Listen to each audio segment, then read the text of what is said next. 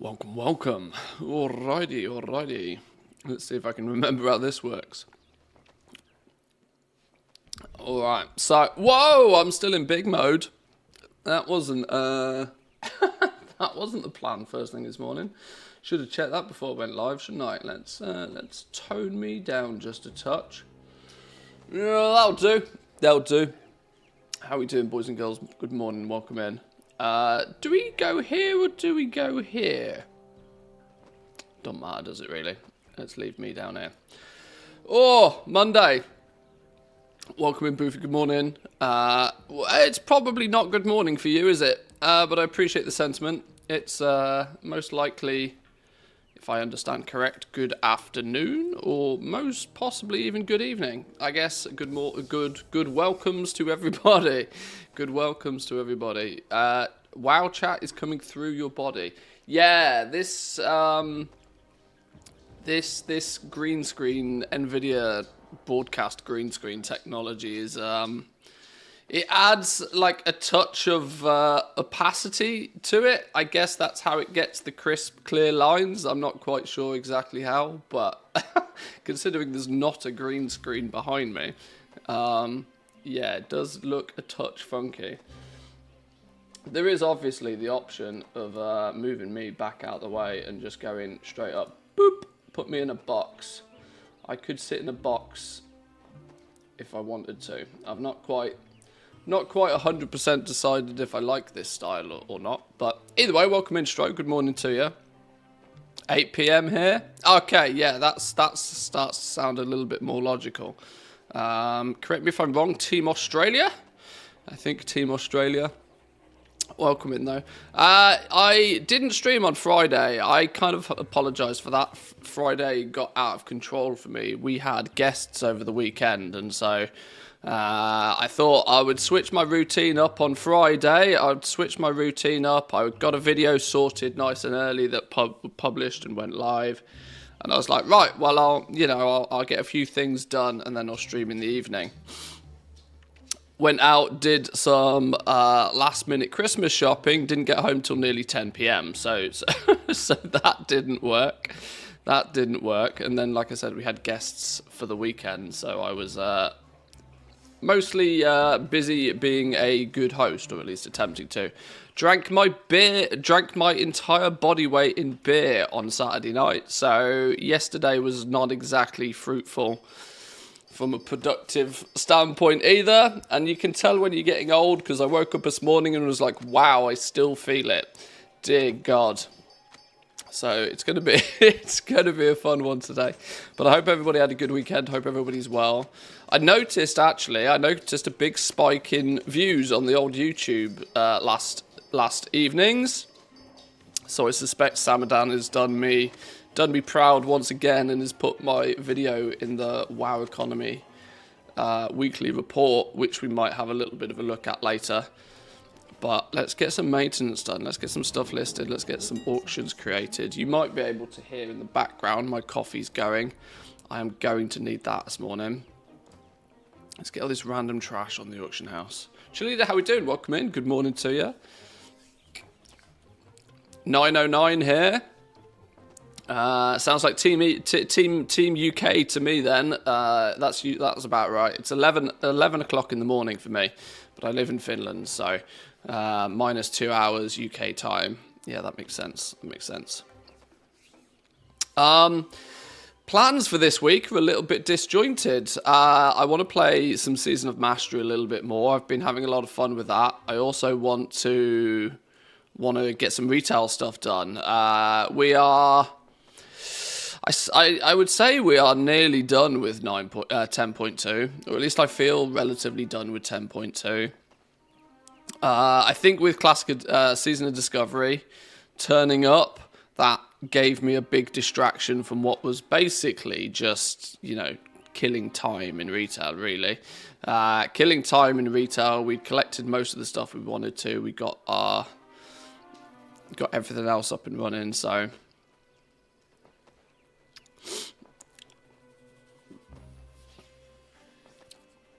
I'm glad to have the badass Finns in NATO.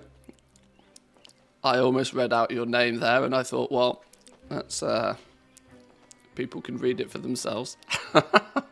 Team Yorkshire. I mean, is Team Yorkshire a team of their own now? You're not part of Team UK anymore. I guess that makes sense.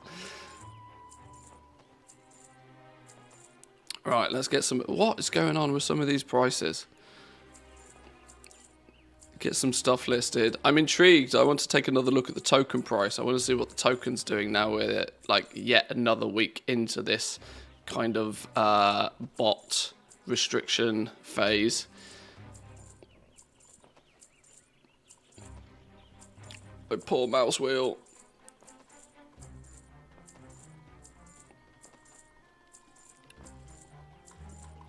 I need one of those mice that has the wheel that just constantly spins. I really, in the height of Shadowlands legendaries, should have bought one of those mice. Brain today.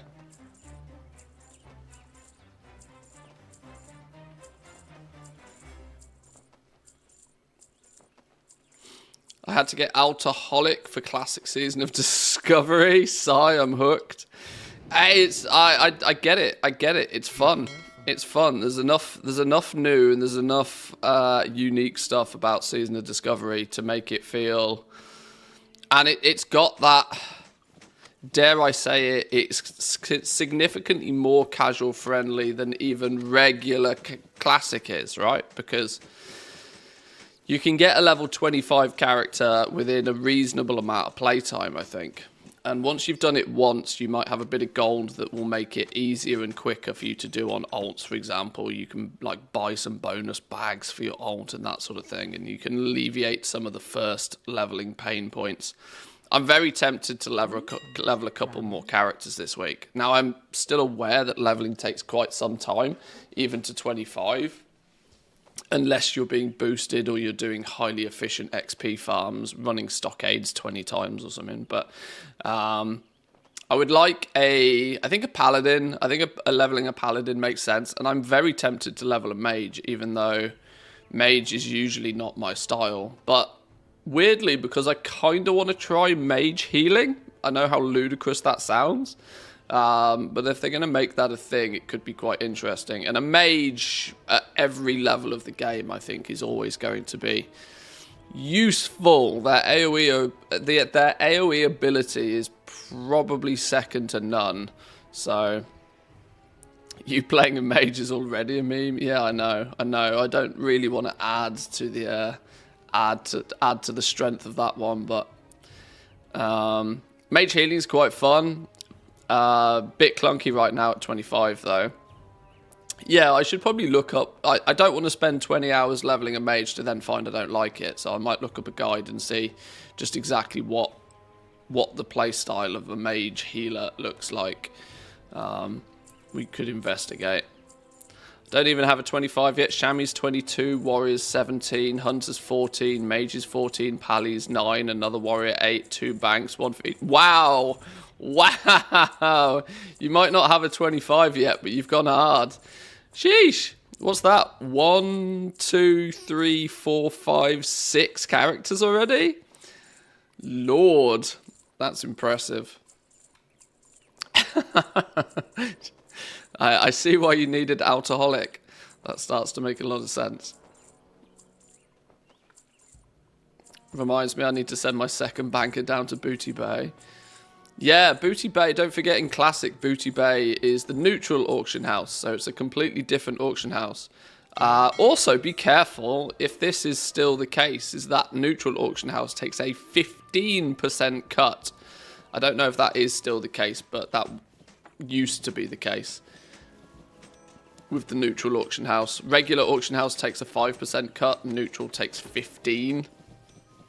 So 3 times the auction house is going to get 3 times as greedy. Right, my bags of just random trash is only a few hundred items right now, which means I've probably not crafted anything in retail for months. I'm just relisting it just for the sake of having it on the auction house.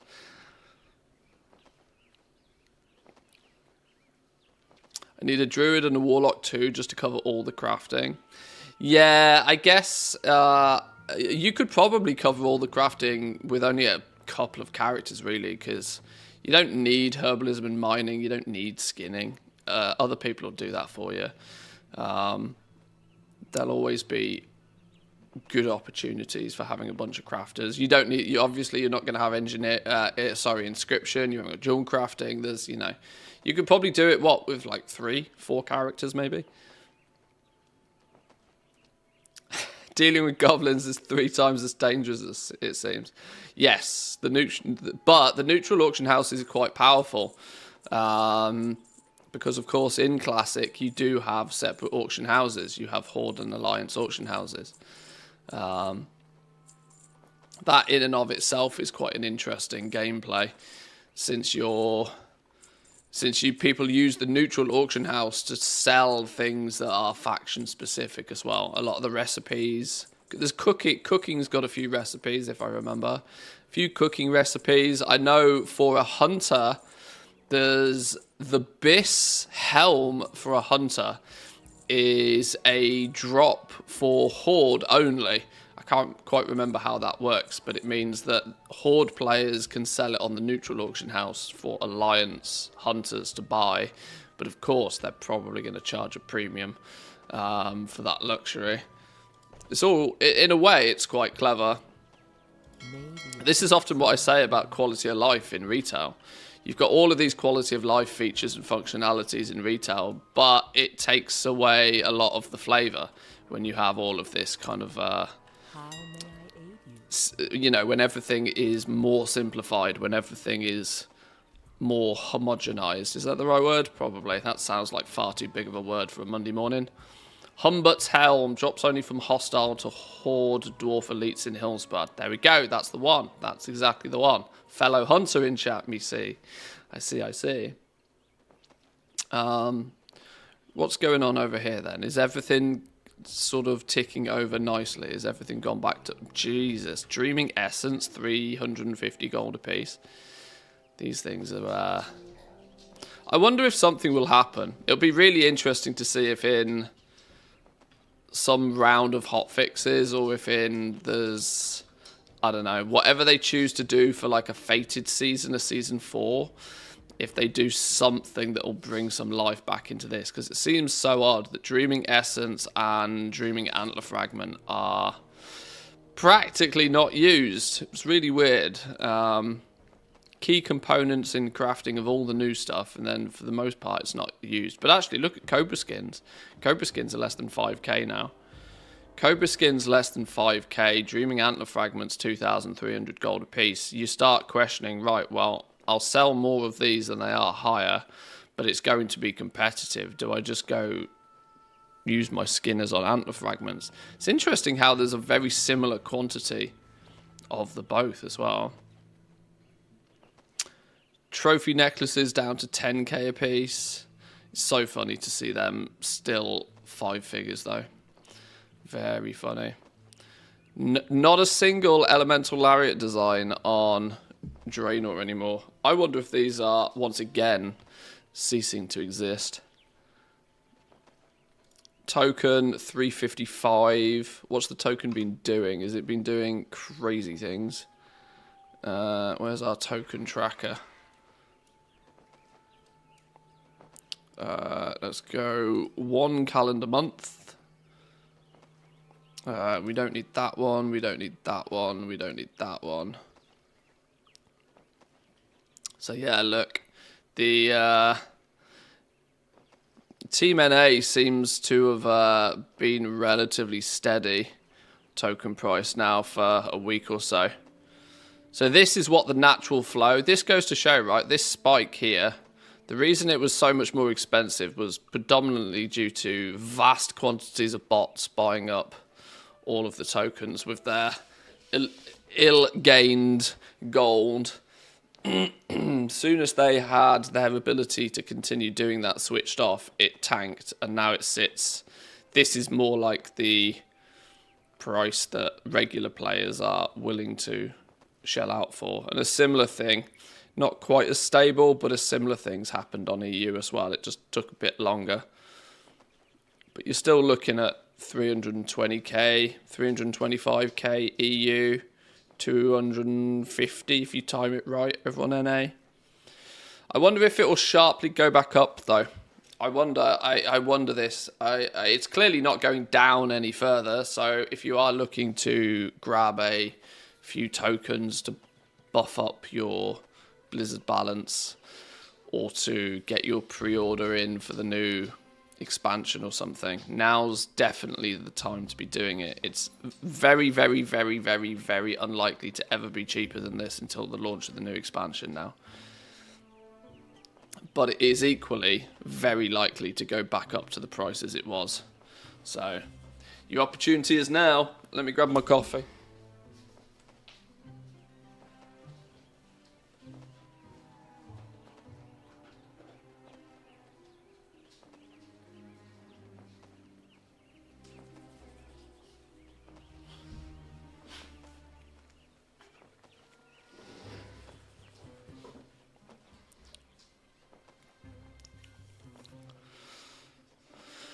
Plus, I suspect that everybody being vastly distracted by Season of Discovery at the moment, everybody getting wildly distracted by that is likely to also have some effect on it. But you know, not too much, not too much.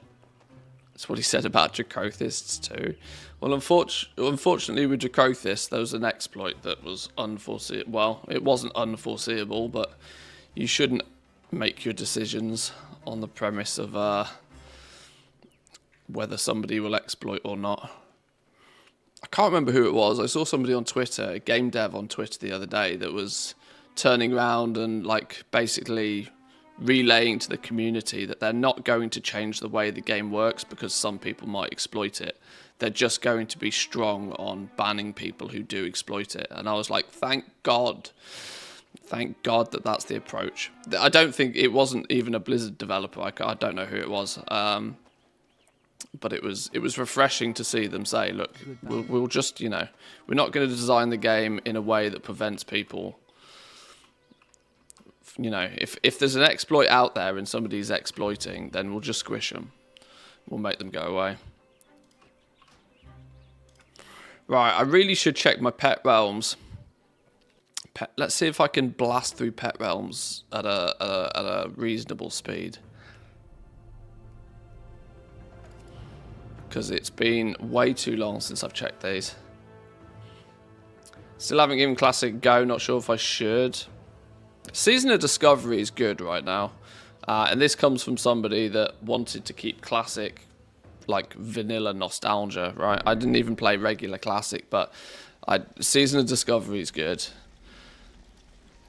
It's Classic with enough of a twist and enough changes that it keeps the I feel that the pace is good.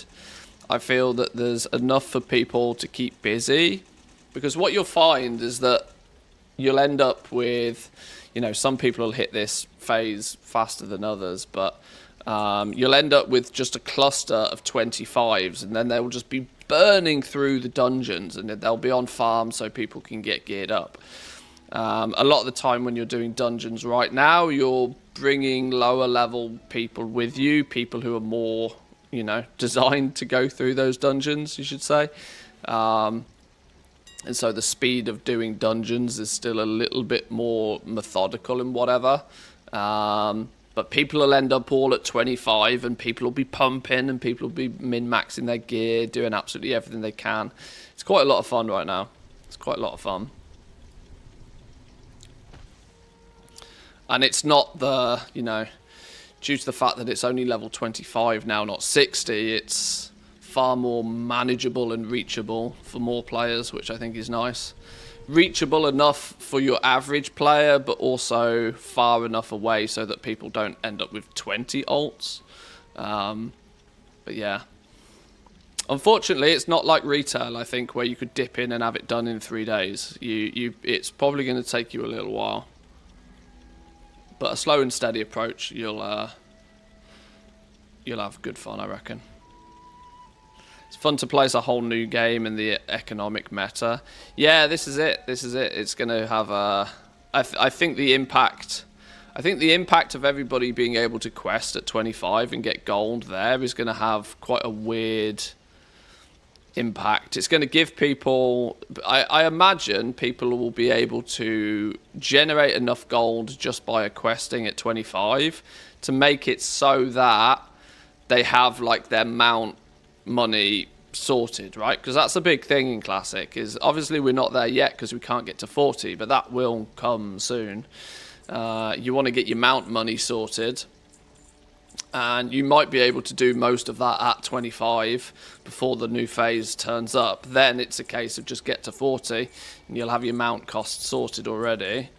And of course, every time we see an increase to the level cap, the inflation in the game is going to absolutely skyrocket as well. Because you make nothing. Like, questing in the first 20 levels, you make absolutely nothing. Nothing whatsoever. So it's, yeah, it's going to be quite fun to see how it all plays out, to be honest. Maybe good to give it a go, but probably wouldn't be able to hit 25 even before flying home for Christmas. I don't think there's much of a rush. I genuinely don't think there's much of a rush. I don't suspect that we'll see Phase 2 launch until mid-January. I don't think they're wanting to rush this. If anything, I would suspect Blizzard is going to try and milk this for as much as they can get away with. Which will mean, you know, having the phases launch as far apart from each other as they can kind of get away with without people getting bored and dismissing it. Sold BOE wrists from RFK for 260 gold. Surprised somebody had that much. That's a lot of gold. That is a lot of gold. Not only am I slightly surprised that somebody had that much gold, but was willing to spend that much gold on one item.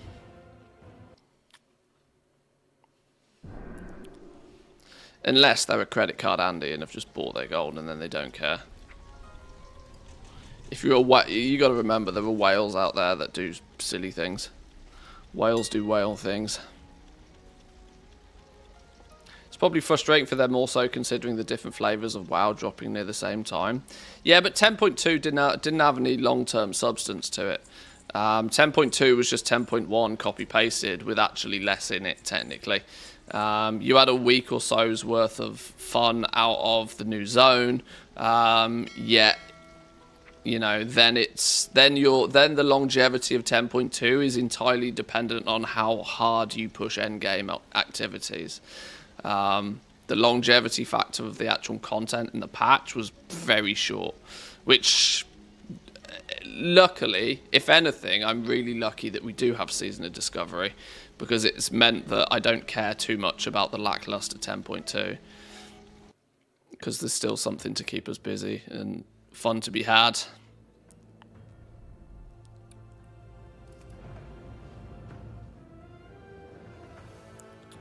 Already got 2 mounts worth of gold stored away. That's probably a good way of doing it. You need, like, what was it, 40, 50 gold, I think? 40, 50 gold, I think, to get the mount once you hit 40. I can't remember exactly. Druids get it for free and get it at 38. Scumbags.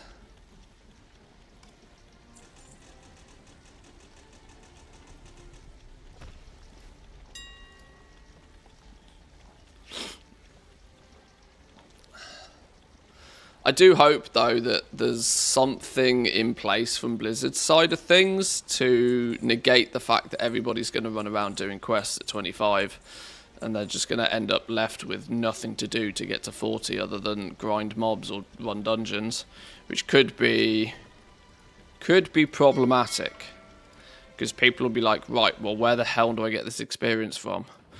And, you know, or maybe Blizzard turns around and is like, well, you've got your experience, you've got it in your bags, it's called gold.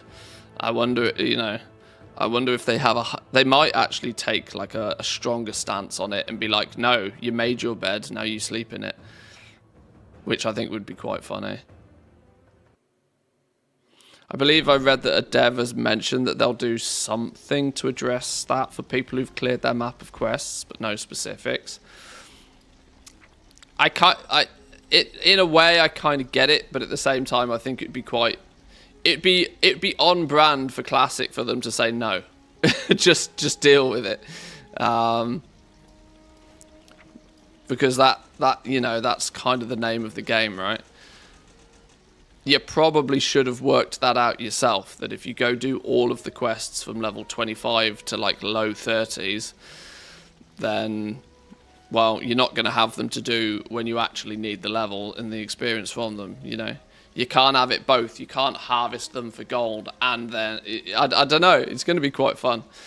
I would hope, in a way, in a sadistic kind of way, I hope they just say, no, deal with it. Like, go grind those mobs for 7 levels. It'd be so painful. Genuinely so painful.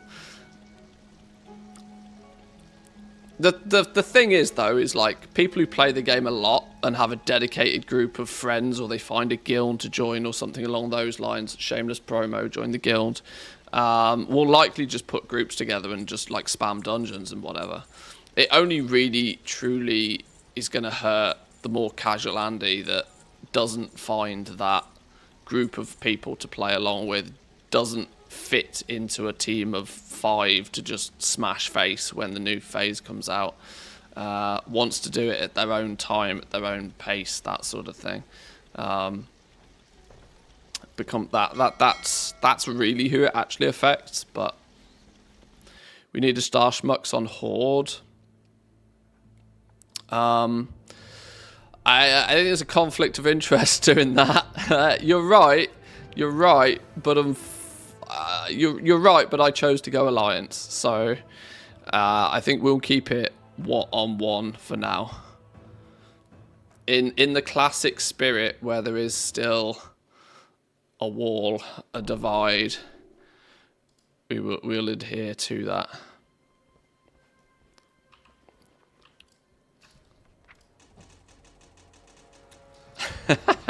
Paladins better than shamans. Oh, are we starting that, are we? I got a deal for you.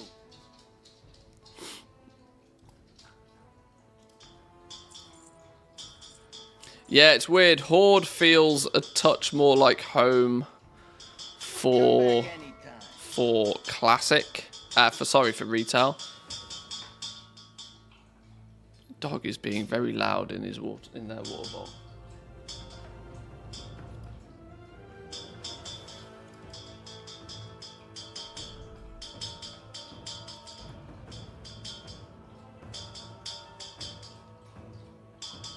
Apple, you done making a racket? Come here. Come here, let me sort your collar out. No, come here. Your collar's on all upside down. There you go. There you go.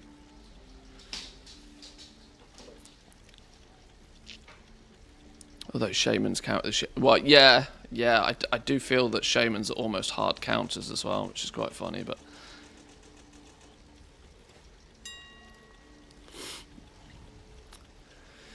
If we're going to roll a healer of some sort, do we go priest, or do we try a funky dunky mage?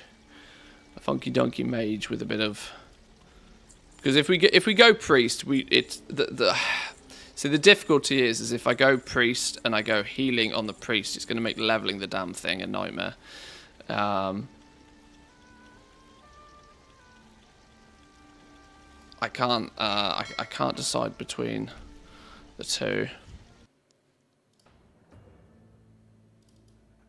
Maybe I should read the Mage guide. The Mage guide will probably give me a heads up to if it's something I actually want to do or not. Where's my...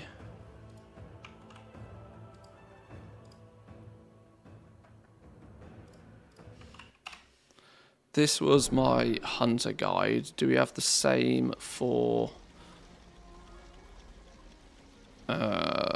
mage healer? What's this all about then?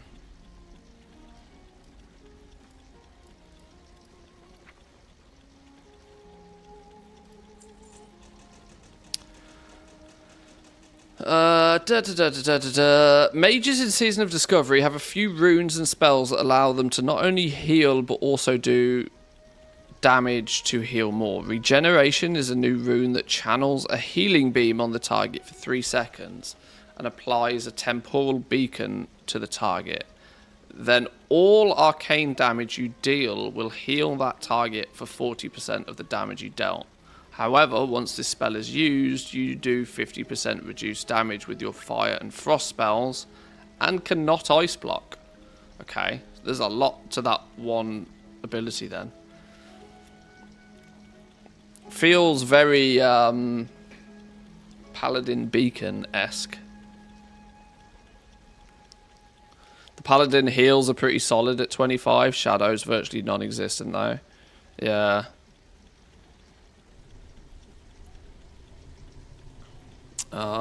So it's kind of like the Paladin Beacon sort of thing. Mass Regeneration is another healing rune that is the AoE version, which will slightly less heal to your party members, but also apply a temporal beacon to all of those targets, which you can then heal up from your arcane damage.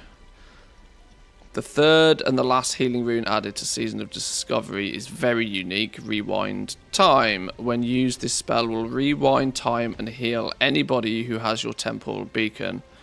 But rather than healing like a normal heal spell, this spell heals all damage taken over the last 5 seconds. The target has to have had a temporal beacon on them for at least 5 seconds in order for rewind time to affect them. Okay, so this seems like a real smush together of a disc priest and a holy paladin, where you've got your beacons, and your your proactive healing, right? You got to get a beacon on your tank 5 seconds before the tank is going to take a big amount of damage, and then you pop rewind time and he's instantly healed back to where he was. Interesting. Okay. Mass regen's really clunky to use right and expensive. I essentially don't use it. It's where I think the skill gap is though. I think that the trick to this is knowing when to use it and knowing ahead of time, very much like how disc priests should work, you know. You need to know ahead of time that something's coming up and that you want to get your mass regeneration out. You want to get the temple beacons up and running, so then in 3 seconds, 2 seconds, 1 second, big AoE damage, boom, drop rewind time, and all of a sudden you top the healing meters.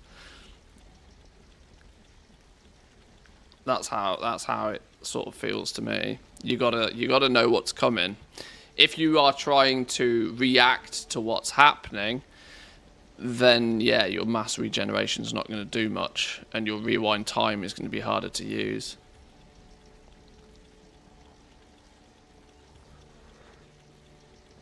Warrior's been probably the most fun so far. I've never really played a warrior, but I know they are pretty good.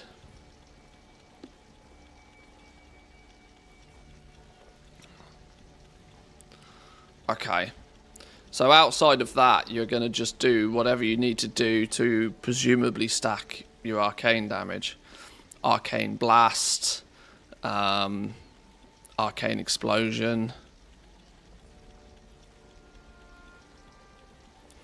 Oh, that's what these little scroll things are for.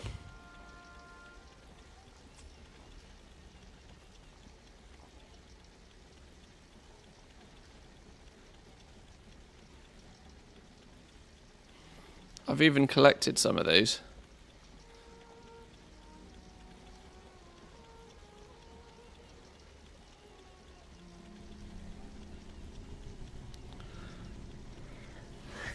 Right now, Living Flame and Mass Regen share the same slot. Living Flame is somehow classed as arcane damage.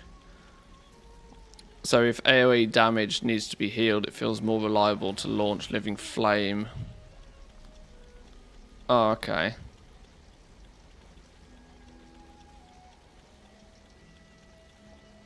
Mass Regen has a 15-yard splash radius. That doesn't sound very big.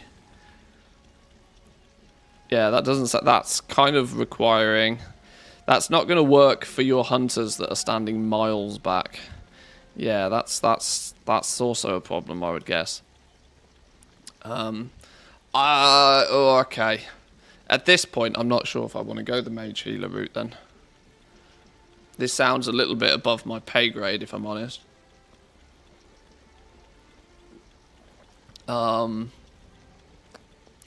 I think you could do some pretty clever, pretty fancy things with this, but do I have the time, the effort, the dedication, and the skill to pull it off on a class historically that frustrates me? Maybe I would end up frustrating myself more than anything else. Rotations for healing as a mage won't be figured out until launch. However, the point of the healing is to apply your temporal beacon to targets that you want to heal. Then do arcane damage with your arcane blast and arcane explosion to burst up your targets. Rewind time will then be interesting on a pretty short cooldown, so you can reverse damage on your beacon targets frequently.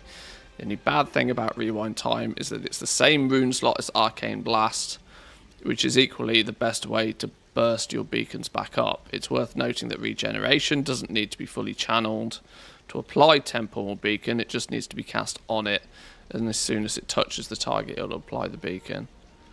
So use regen, mass regen for healing to apply the beacons. Use arcane blast, arcane explosion to deal damage and heal those targets.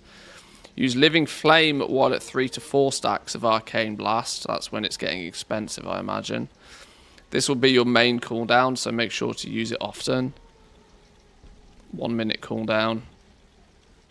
Arcane Blast to heal targets with the beacon. Make sure not to run out of mana. 2 stacks of Arcane Blast is a nice stack count. 3 stacks is okay if mana allows, and 4 stacks should almost never be used. And then rewind time.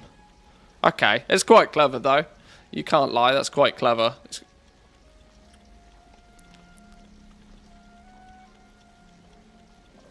Something that I reckon by the time you've twinked your ass off, you might end up being overpowered enough and have enough mana regen and spirit and stuff to not have to worry, to be able to start using 3 stacks of Arcane Blast and maybe even 4 occasionally if you're feeling ballsy. Clever. Alright, we might have a little bit more of a deeper look into that then. Let's finish getting these pets listed. Focus on one thing at a time. I mean, I've still got so much to do on my hunter. It's not like I'm running out of things to do. It's more of the fact that it could be quite cool to try a few different things out.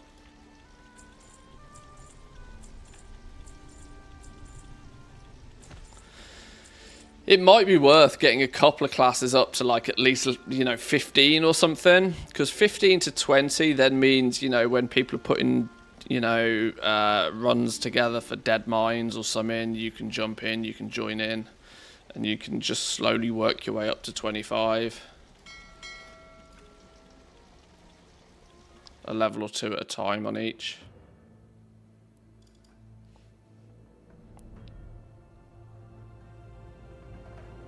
It still gets the job done though. Trust it'll be better with more runes and spells. Yeah, this is it. You gotta remember, this is level 25. Like, the way the classes might end up looking by the time we hit 60 could be ludicrous.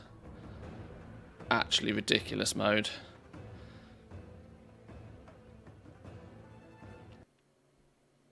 I mean, I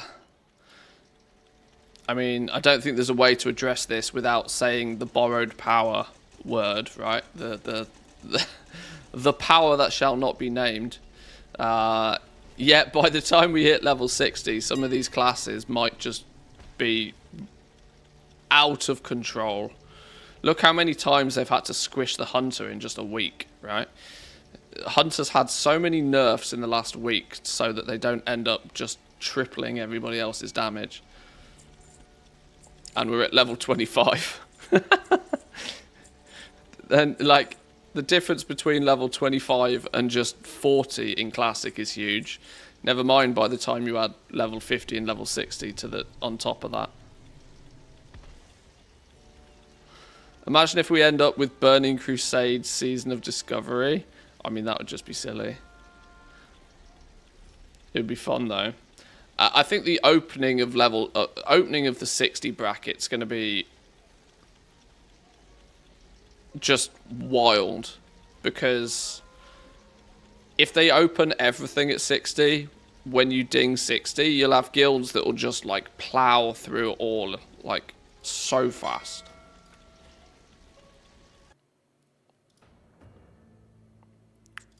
This is kind of why I think it's good that it's semi-seasonal, that you'll be able to blast it. People will do silly things, classes will be broken. You know, some classes will be OP, some not so much, but it doesn't matter too much in the grand scheme of things because it's just a season mode that then will be, you know, wiped.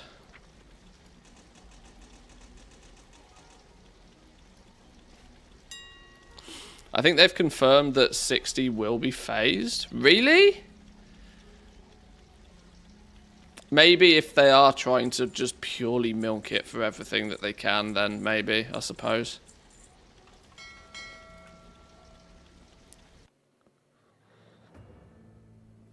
It seems kind of weird to phase it. And I'm mostly thinking just because by the time people are playing level 60, or I suppose phasing it might actually be a smart move because that will be the real retail lull.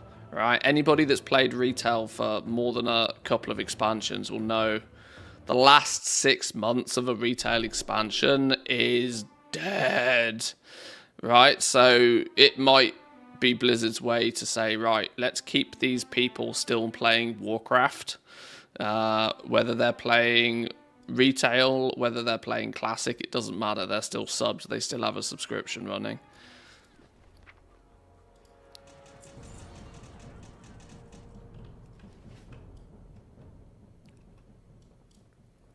This stuff sells itself.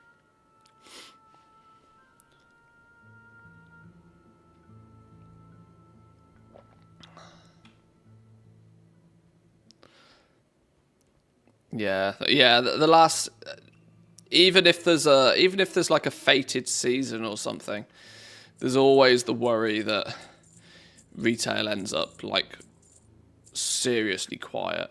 I've seen this firsthand so many times now, and I know categorically that one of the things that players try to do in the last few months of the game is they set themselves a target. Right, I want to make as much gold as it takes to buy the new expansion for free, right?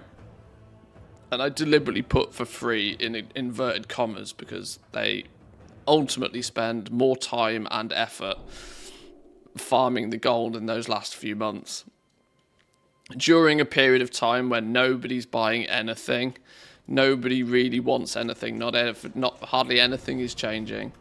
It does get pretty sad and lonely in the last few months of an expansion. You don't want it. For me, luckily, I end up spending most of my time on the beta and hopefully the alpha for the new expansion. So I kind of, almost before the last final patch is even out in retail, I've almost put the game down. It's why in what would it have been 9.2, patch 9.2, I think I sold rank 7 legendaries for a week or two max. And then I dipped, you know, liquefied everything, was done. I almost didn't play Shadowlands retail for the last couple of months, like hardly at all. Lived on the beta. Have I literally got 3 pets on this realm? What's the point?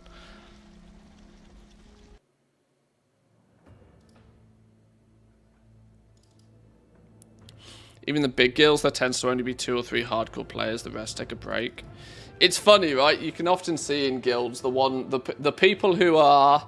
Now, I got to be careful how I phrase this. The people who are YouTubers, streamers, or unemployed.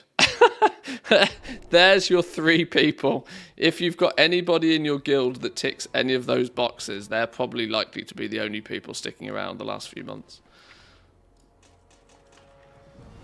It does feel like a bit of a bubble at the end of an expansion, which is quite funny.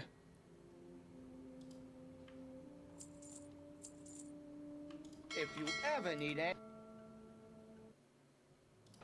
All I'm hoping is that I'm not all 3 of those categories by that point. I better not be all 3 of those categories.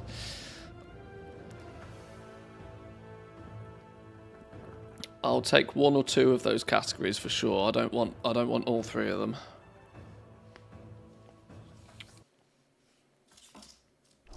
Is this the new Minecraft game? No, sir. This is retail World of Warcraft.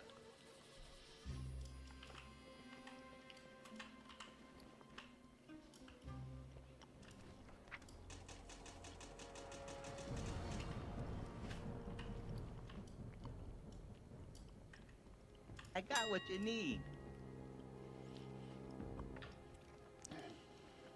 Isn't Milo the 5,000 pet charm pet? I think he is. Is he 5,000 pet charms? He's cheaper than the bauble worm and 10 times as cute. And I vaguely remember him being half the price.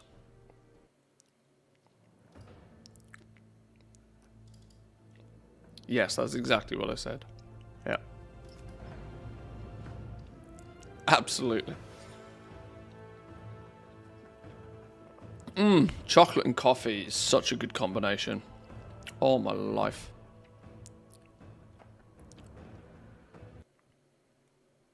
I'm curious, how did people post and do so many things before TSM was a thing? 1, they didn't. And 2, there was just other add-ons that did basically the same.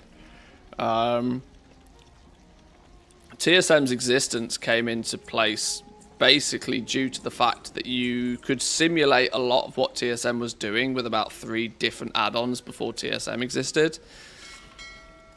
One of them I vaguely remember being called Quick Auctions, and eventually we had like Quick Auctions 3, I think it was. Which did the auction house side of things. You had... I can't really even remember the add-ons that people used for crafting nowadays. It's...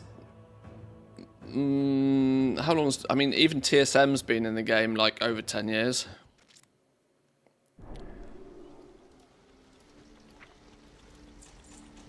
So it's a bit tricky to remember.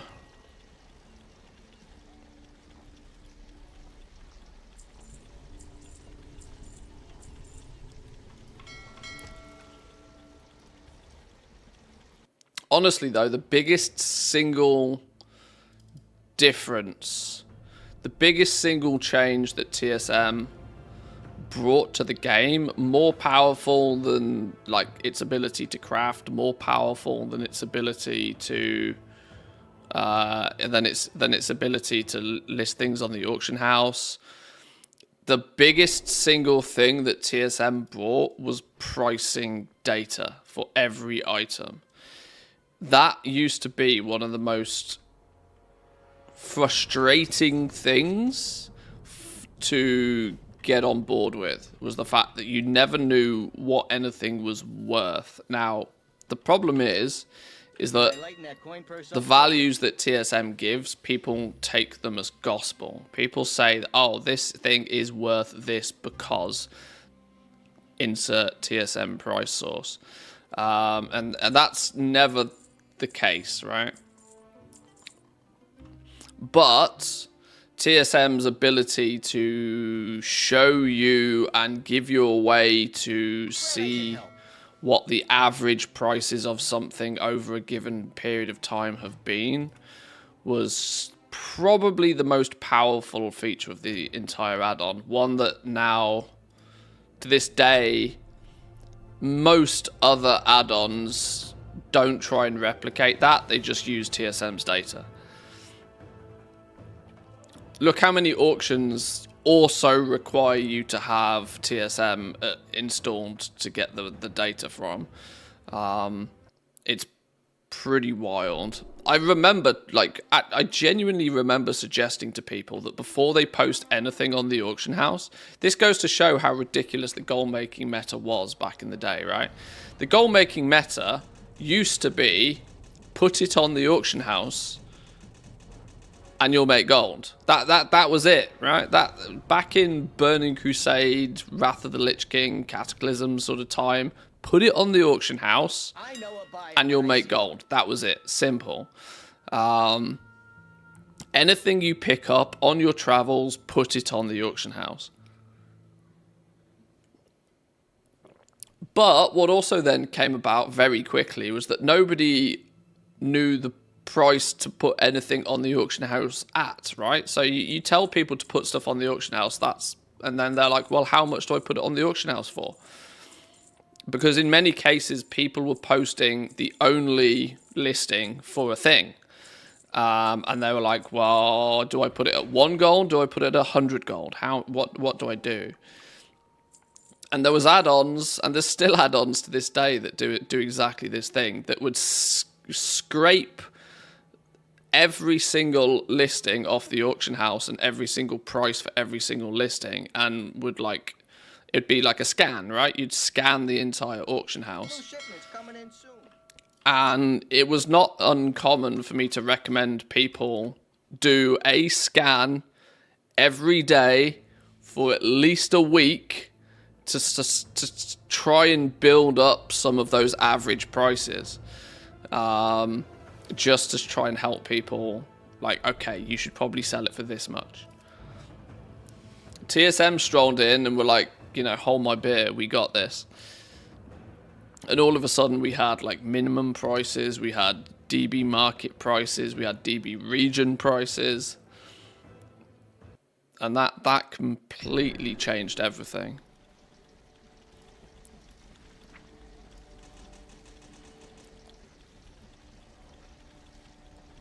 There's a lot of talk about removing combat add-ons. What do you think about gold making add-ons? It's controversial. But I do tend to see the same level of justification. If you start talking about removing weak auras, you probably should also be talking about removing TSM. Like but for clarification, I don't think they should remove weak auras. And I think this is mostly on the basis of that what a lot of add-ons do, or the core of what a lot of add-ons do, is do something that Blizzard could and should have probably built into the game anyway, but just haven't, ever. The one I always love to showcase, that I think to this day is like outrageous, is that damage meters. You find me a player that doesn't have a damage meter installed. Blizzard has never added a damage meter in game. Ever. So for the most part, a huge amount of the add-ons are just filling in the gaps that Blizzard has never bothered with. And it's... In that scenario, it's difficult to suggest getting rid of anything or restricting it, because you're like, okay, sure. Now, of course, that's an extreme example, but it highlights the fact that, you know, you can get rid of some add-ons if Blizzard are going to come and bake it into the game by default anyway.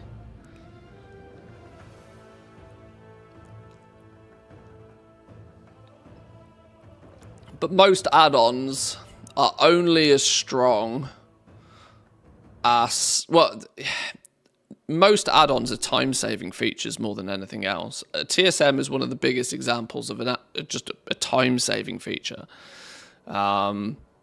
It's a quality of life thing that has been... Ooh, that's a nice pet sale. A time-saving thing that's been implemented by the community sort of thing. Nobody wants, when they're posting auctions, to have to go through every single auction every single time they list it and double-check what price they're listing it for.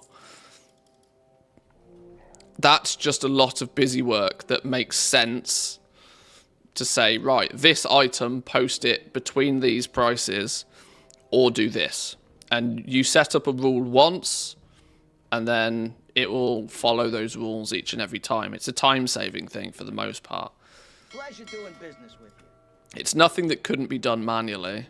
This is where some add-ons previously, I think, have crossed the line.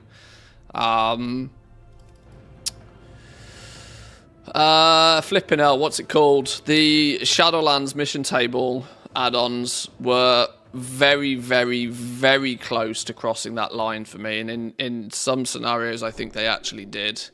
In the fact that they were no longer just time-saving. They were straight up doing things that is almost impossible for a human to replicate. I can't even flip and remember the name of the add-ons nowadays. My mind's gone blank. But the Shadowlands mission tables ones were just broken, right? They were never.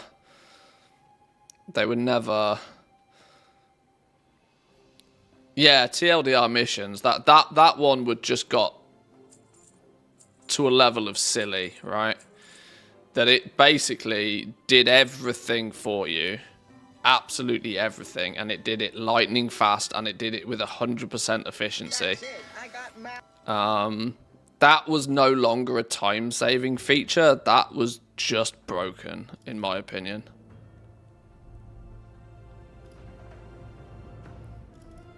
And the one before that, the one that was popular before TLDR missions, I equally can't remember what that one was called, but the one that just randomly disappeared. And there was quite some controversy over because other people just copy-pasted the code and called it something different and updated it themselves.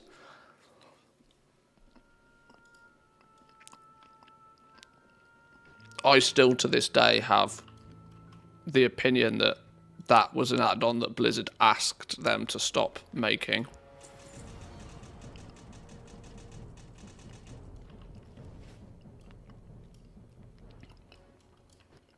Got the best deals anywheres.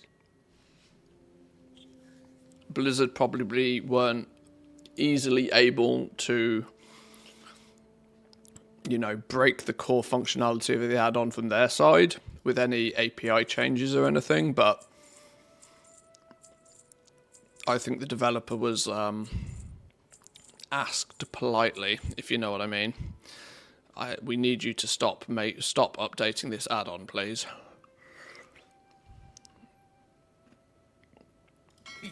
That's my theory. A venture plan, that's the one, yeah. Yeah, venture plan. I'm almost convinced of it.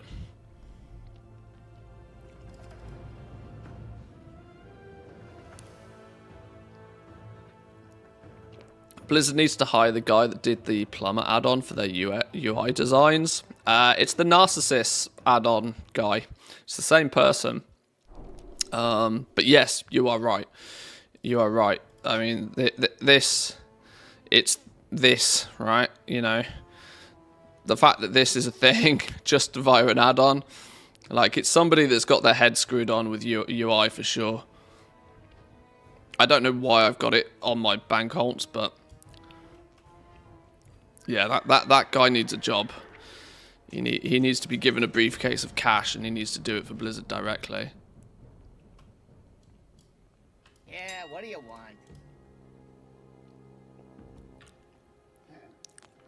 But welcome in, Woo. I think people abuse TSM for auction house cancel scanning too much, to be honest. Can I interest you in a payment plan? I mean, yeah, but the same. The logic for me is that Blizzard should just do a better job of how the auction house works. And actually, like, you know, for the most part, cancel scanning is mostly a done game anyway. The way that crafting is now structured is that your desire to cancel scan is very minimal.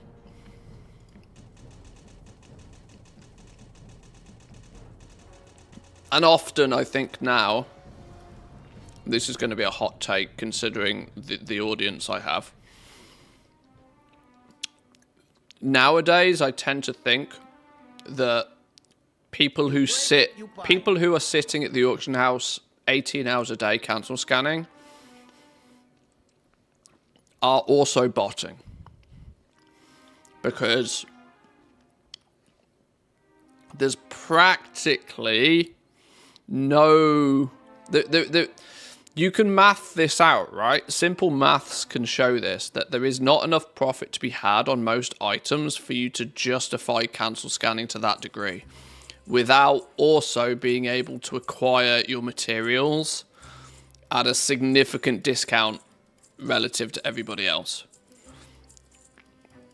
Which isn't feasible anymore. The margins are just not there.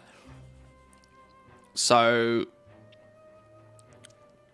I think the justification for most regular players to do vast quantities of cancel scanning just isn't there.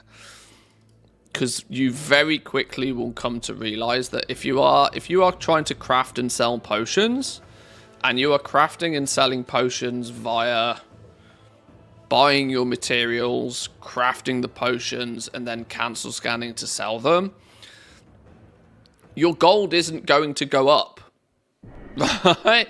That the margin in them is so skinny, your gold is unlikely to go up. So something that you have to have a competitive advantage somewhere for that to still work, because, well, your material price is practically the same as somebody else's because it's region-wide materials. Your selling price is practically the same as everybody else's because it's a region-wide commodity item. You know, this is one of the things of smushing everybody into one room. Those things are normalized.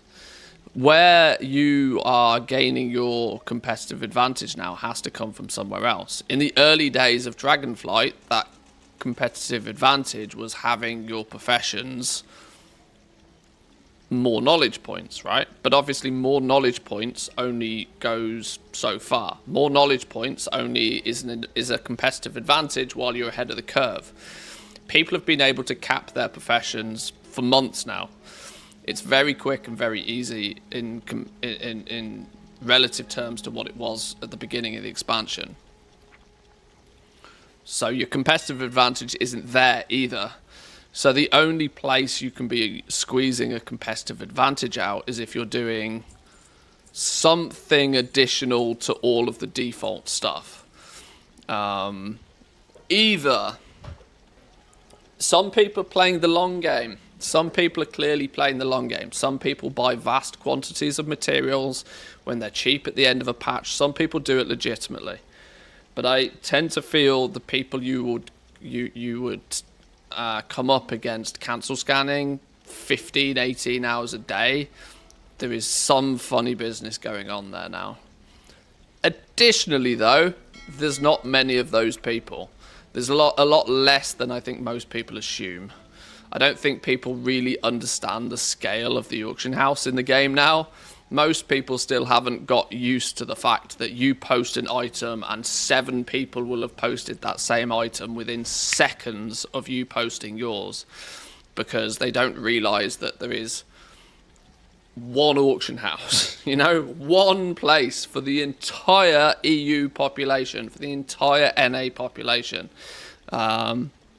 You are going to get undercut within seconds. Multiple times. But this goes to only emphasize why I don't think that aggressive cancel scanning is a viable way of doing things now. If you're aggressively cancel scanning, that's also making the assumption that you want your stuff for the very cheapest price all the time, 9 times out of 10, the very cheapest price isn't profitable. Your profit is about 10% into the listings. If you look at any given potion, the bottom 10% of the supply are probably not profitable. They're people who are just selling them and are desperately cancel scanning and are probably losing gold on selling them. The profit is further down the stack. And so hence, if you are posting yours at a profitable point, you are waiting for market fluctuation to happen for you to sell yours out. You're not so much desperately cancel scanning, reposting to keep yours first in the queue, because first in the queue isn't profitable. So in a roundabout way, this leads me on to the fact that I think Blizzard have kind of, without having to touch any add-on, have recreated the experience in game, which basically neutralizes the effect of cancel scanning for at least current content. And anything that's not current content is probably not a big enough market to justify cancel scanning on either. So in a weird kind of way, without them having to turn around and say, right, you're a bad add-on, we don't like you, you have to stop doing this. Instead of them having to do that, they went the approach of like, right, well, we'll just make the game work in a way that this isn't a thing that people do anymore. Let's make sweet, and I think they've sweet done a reasonably profit good job of together. that. Sensi, my man, thank you very much for the tier 1. Appreciate it. Good morning to you. Good morning, Manthieus and Stream Chat. Hope you're enjoying Season of Discovery way too much. Yeah, Season of Discovery is a blast. I've not yet logged on so far today. I'm just getting some pets listed, but we will be back on Season of Discovery soon. How does the buying of large quantities of materials work? I've never really understood it. Is it a big risk? Well, it's definitely a risk, because obviously if you buy 500 and you're talking big numbers as well. If you're buying materials,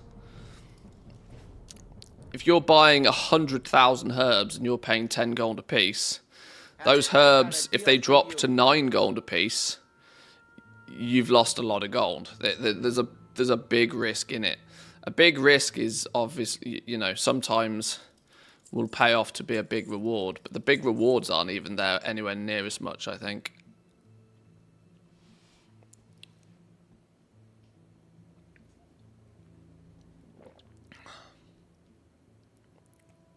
How much gold do you need? How do you store it? Do you buy a lot of different things? How much, for example, if you want to craft potions for the next patch? It's just maths. Simple maths, If you... And this maths comes from experience. The numbers you plug into that equation comes from experience. If you know that you can sell 10,000 potions on reset day, because you've crafted them before and you've sold that many before. If you know you can sell 10,000 potions on reset day, well, if you want 4 weeks worth of potions, you need, 10,000 multiplied by 4, whatever the material costs for that. That's if you only sell on reset day. Are you going to sell some for the rest of the week? If you go back into your TSM, how many potions did you sell in the last 30 days? Well, how many materials do you need to make all of those? That's how many herbs you need to buy ahead of time. You buy the herbs when they're cheap. Do you have the gold to afford that? A lot of people, the answer's no. This is why a lot of people have to, buy some, craft some, sell those, take the profit that they make from selling those to be able to then buy more herbs. It's a snowball process, right? The bigger your snowball is, the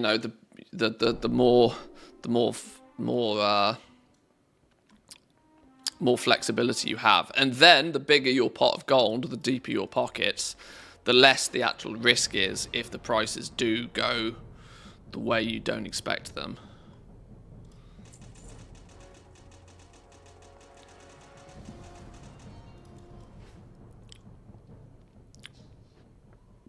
Either way, I got what you need. it's quite a challenge to get right. There's a little bit more skill to it than most people realise. Because at face value, it's simple, isn't it? Oh, you just buy shit when it's cheap and sell it when it's not cheap. Oh, great, okay. But there's a lot more nuance to it. You think a cooldown or removing of cancel scans would be good for the auction house? No. I vastly enjoy the fact that Blizzard has a hands-off approach to the economy in the game. And I think they should keep it that way. The less input Blizzard has, the better. Because soon as they start having some input here, or putting a cooldown on this, or doing a something, soon as they start interjecting somewhere, people will be like, well, you've done this, now do this, now do this, now do this. And then all of a sudden, nothing works because all of a sudden Blizzard has fixed the price on this. People are like, right, well, now we want pricing brackets. This should only be between, you can only sell this between this and this. But like, no. Blizzard stands back and lets the economy do its thing. And honestly, as far as cancel scanning is concerned, the more effort you put in, the more gold you might get out.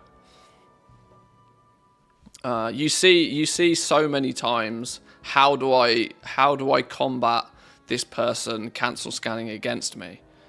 Well, you do a better job than they're doing. If you're losing out to somebody else that's cancel scanning against you, they're winning because they're putting in more effort. You are actually asking, how can I do a better job than them with less effort? Oh, so you actually want the easy route? Well, no. You definitely don't want Blizzard to step in and give you an easy route. The way you do it is you work harder or you work smarter. If you are being aggressively cancel scanned on a given market, well, maybe that's also the indication that that market is saturated. You probably maybe want to look at doing something different because there's already too many people doing that. If you've got 10 people cancel scanning aggressively trying to sell one item, well, clearly there's way more supply than there is demand for that item anyway. So maybe the correct choice is actually just not to be selling that thing. Let those people waste their time cancel scanning against each other. The play smart approach is to find something that is less competitive, that there is still some demand for. That's where the skill is in it. And this is that mindset is exactly what TSM was kind of designed for in the first place as well, because TSM in its infancy gave people all of a sudden the ability to have their finger in many pies. You didn't have to just make this potion and sell just this potion because you got the maths and the numbers in your head for that one potion. You know how to make that potion profitable. You know how many materials you need. You know what you should sell it at. You know what it costs you to make.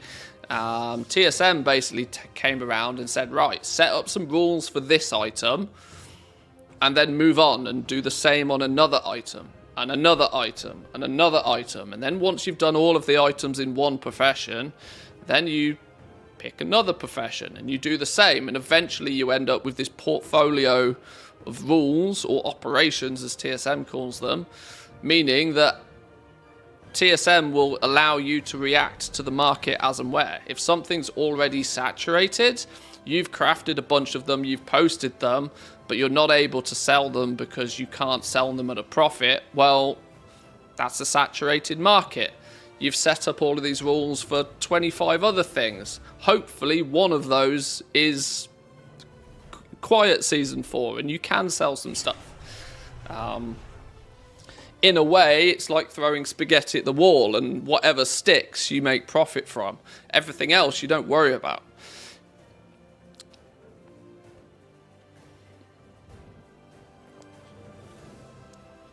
Anyway, that was a tangent that I was not expecting. That was a bit deep for Monday morning, wasn't it? That was a touch deep. Sheesh. What do you think about transmog farming? Tried to sell them on multiple servers, RP ones. It takes so long I can't justify posting them over and over. It's a time waste. Yeah, transmog is. Transmog farming is a massive time sink. It's a huge time sink and is something you should do to fill spare time. I rarely recommend anybody ever farm for transmog as their primary way of making gold. It's a secondary gold making activity, in my opinion. If you have some spare time, if you have a spare hour or two after you've done everything else, maybe go farm up some transmog, because it's big risk versus possible big reward if you get something good. And it should be supplementary to other stuff, right? The only way you can make transmog farming not supplementary is if you are doing it for an ungodly amount of time. Look at the student kind of has this market on lockdown, So student has obviously 20 different transmog farms that he's able to do at any given point, and he has the advantage of doing them on stream. He brings viewers along, this sort of stuff. So he is pretty much able to do almost nothing but transmog farming. He switches it up sometimes. He goes and does some material farms and things from time to time. But for the most part, he dedicates so much time and effort to that just by proxy of that, he makes a lot of gold selling transmog stuff. He has 500 to 1,000 items for sale at any given point. Just the law of averages means he's going to sell something. But there's a huge, great big learning curve's not the right word. You have to sink a huge amount of time into transmog before you'll really start to see much value coming back from it. I think Student sells more crafted transmog than farm transmog. Value-wise, probably. Profit-wise, maybe not so much. But yeah, you're also right that transmog does, it does cover multiple different aspects, but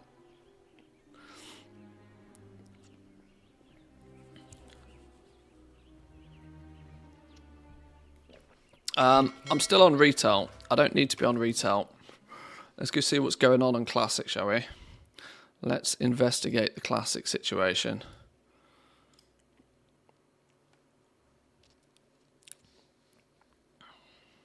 I wonder if the audio is going to switch over automatically. I think it has. Good.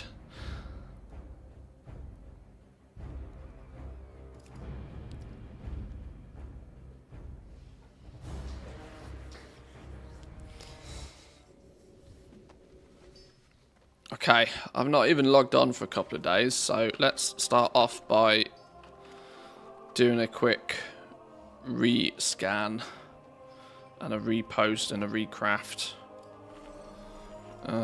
Bags are looking full, as always. How's the guild looking? The guild's alive. Hey, there's a few people hitting 25 now. Nice to see. Nice to see. A couple of 25s appearing. Good stuff, good stuff.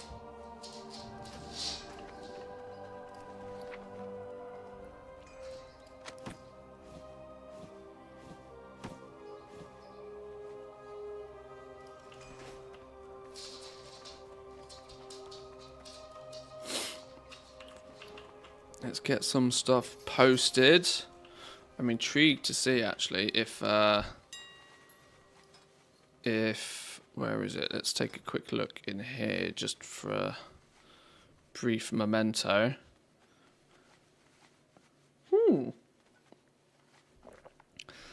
Interesting. It's expensive in the middle. Interesting. I wonder if this is due to more people being in the 15 to 25 zone now rather than the lower level zones. Okay. What's the plan for Season of Discovery today? I'd love a DM run for some quests or an SFK run for my Paladin, if anybody's up for it. Yeah, I've got vast need to go and do all dungeons. I need things from everywhere. we can absolutely look at doing something like that. Deviate Scale Belt now being posted at 11 gold. I mean, I can and I will. I'm just wondering if I at some point keep one of those for my own character.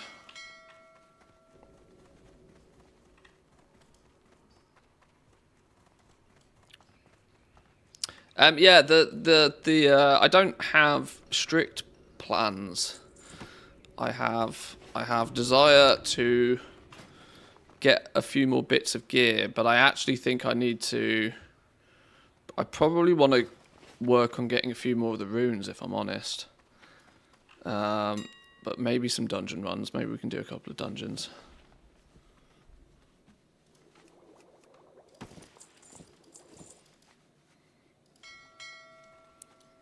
Right, let's take a little look over here.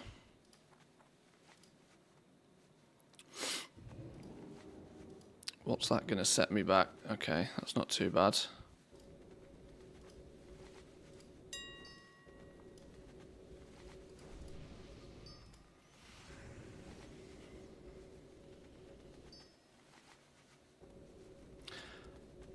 When I started my bank, I think I started out with about 1,000 gold from the main.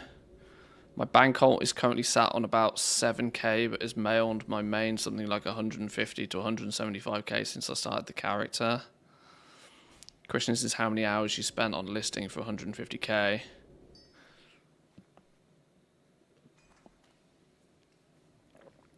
There's the economy needs people to do multiple different things though. Because you're not wrong. If you've spent too much time reposting and relisting, then your gold per hour is perceivably less.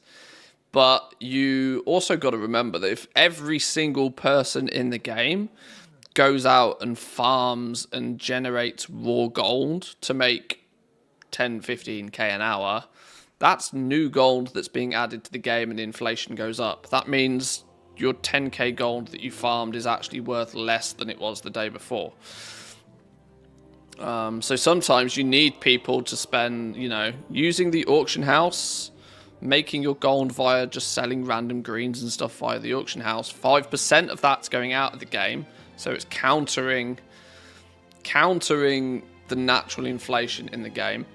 And you're also then selling something to somebody else. So you're taking gold that they've already acquired via some, it's gold that's already in the economy. That's just, trading hands. You need a lot of that as well. Elixir of Defense 2. Elixir of Wisdom, just the 1.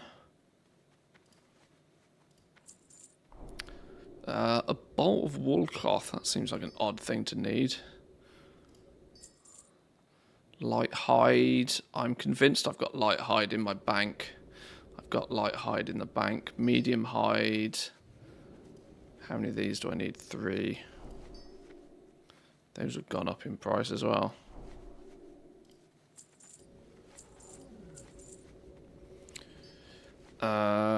Spider's silk. Whew.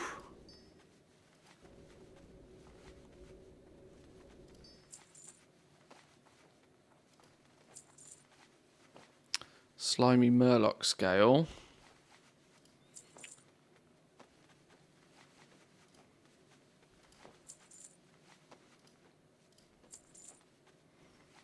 Ruined leather scraps times lots. Medium leather times lots. Can we try and acquire these?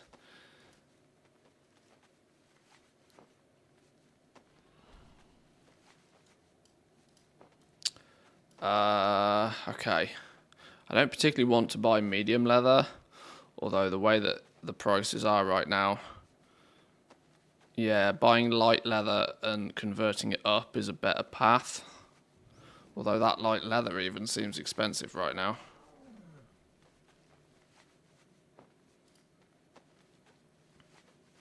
But it is cheaper than just buying out medium leather. Do we do it? Do we do it?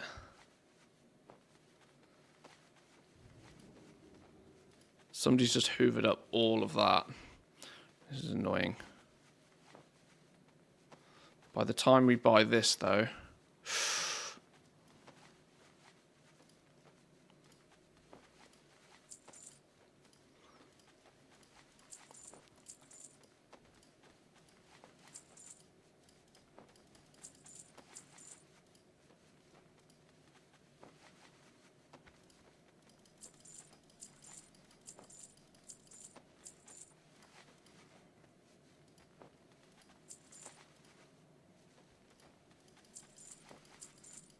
I'm probably making somebody's day here.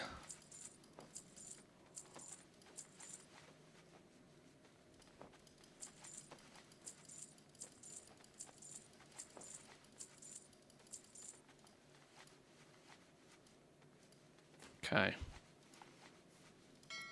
Let's see how far we get with that lot. Do you have 10k gold in Season of Discovery? No. Definitely not. Not yet.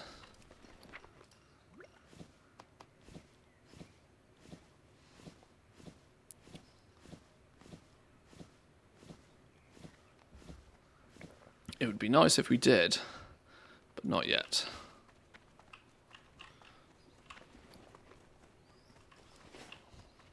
I'd be happy right now with 1,000 gold, never mind 10,000 gold. Hey there.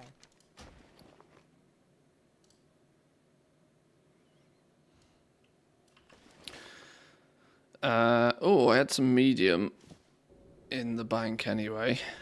Let's take those out. We can convert those if needed. I need 10 gold just to unlock one more bag slot in the bank. Ouch. We're not living the high life yet on classic. It will come. It will come. Let's go grab... Where did my task list go? Did I close my task list?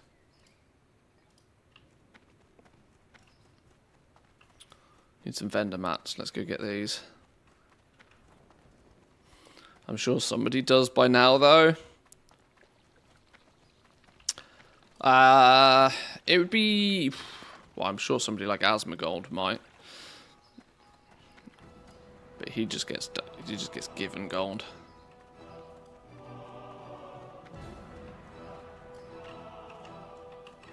Hey there. Course thread. 29.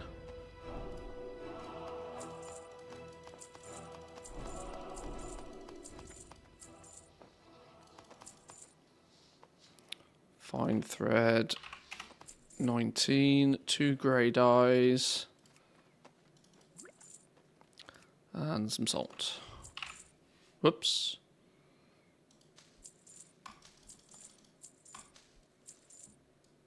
See you around.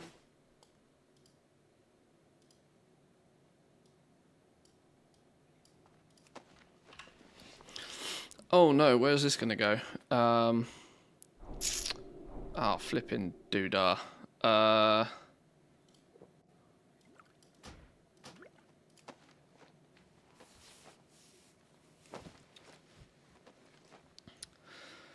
My Night Elf Hunter is currently level 16 and has got engineering. I've literally just developed an itch to roll my first alt and Night Elf Druid for herbalism and alchemy. If I'm going to put forward the same theory that if you're going to take herbalism, you should probably also take mining. If you're running around picking stuff up, it makes sense to do it that way.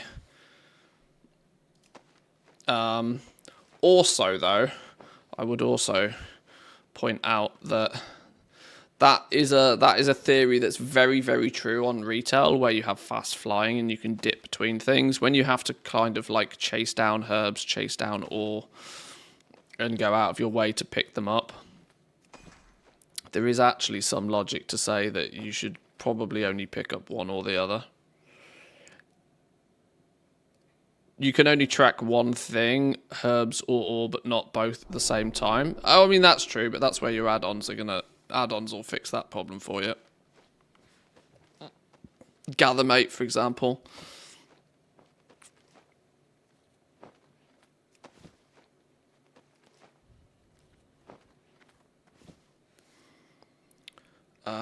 We need more medium leather. I think I bought a huge amount of light leather to turn into medium leather, didn't I? Or I bought some to do some. Clearly not enough, though. Clearly not enough.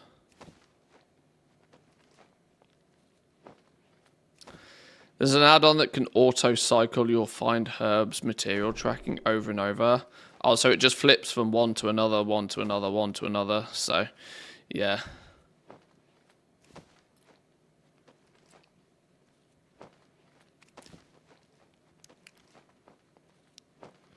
Never played WoW, but played Elder Scrolls Online. Got heavily involved in that. Is it worth giving a WoW a go? Oh, it's always worth a go. You can play it for free up until level 20. Admittedly, level 20 is not going to give you anywhere near the full experience, but it's worth a start.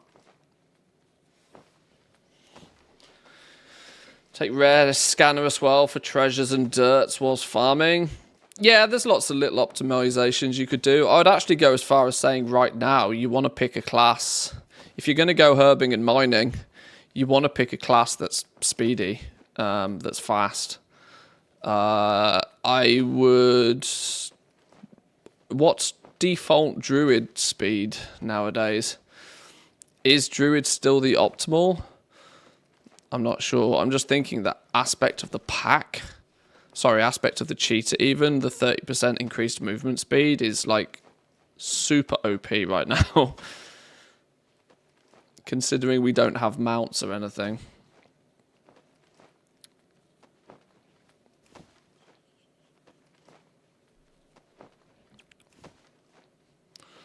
Right, I guess we can turn these scraps into light leather as well.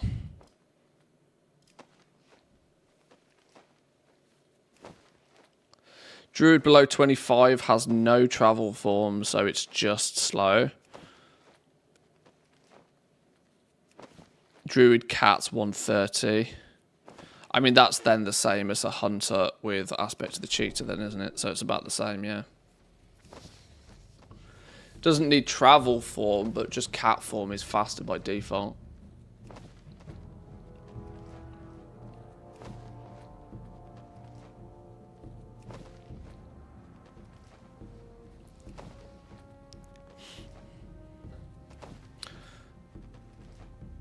Does it also take 2 talent points?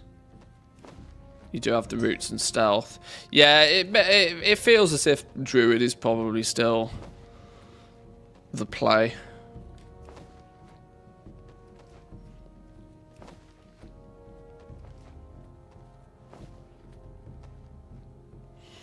Okay, still massively missing items, but that's fine.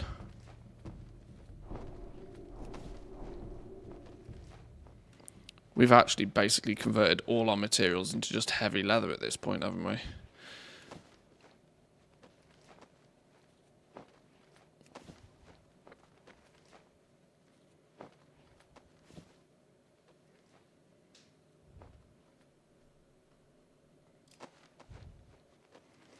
Wow, toughened leather gloves take a long time to craft.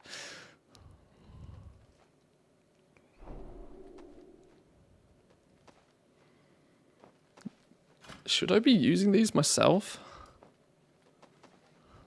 I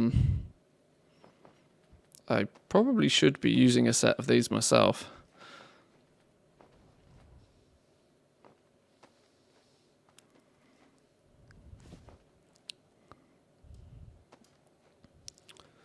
As they are most definitely an upgrade.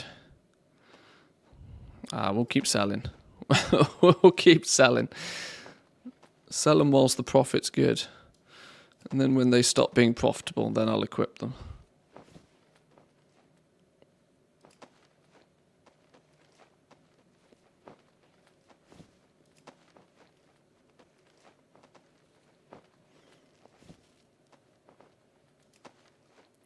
The gold you see is the gold I have. This is my only character on Season of Discovery so far.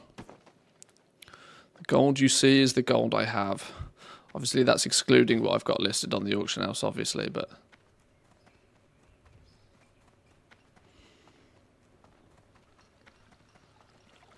Making the epic version of those gloves is quite easy as well. Yeah, you need to go do the new raid, don't you, I think?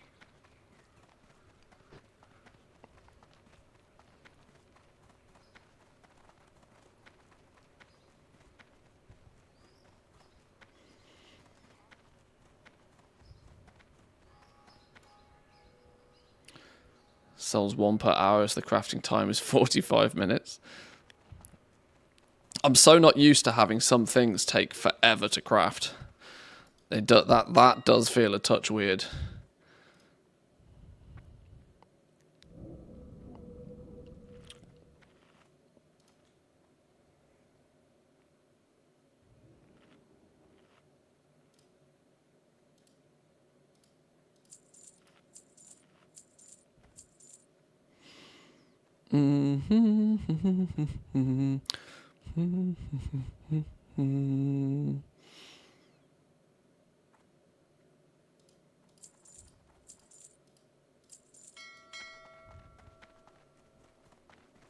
I'm not going to have bag space for that lot, am I?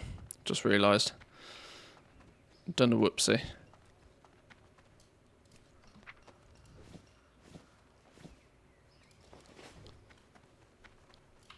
Let's convert some of it into medium. You.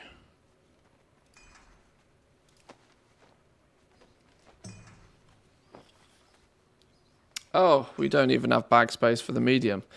Dear Lord, okay. Let's go get some stuff posted. Had no idea TSM and Auctioneer work together. Well, they kind of don't, although I use both of them for slightly different things.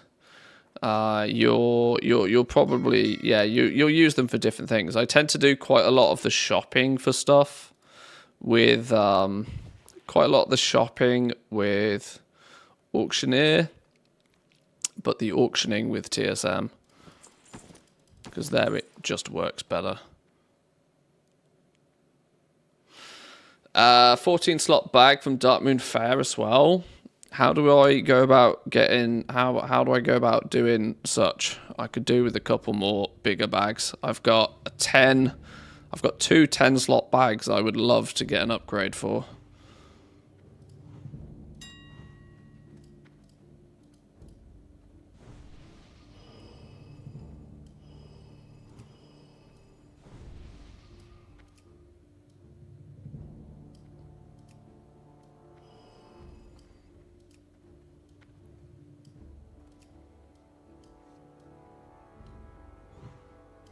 Hang on, can I do this just real quick?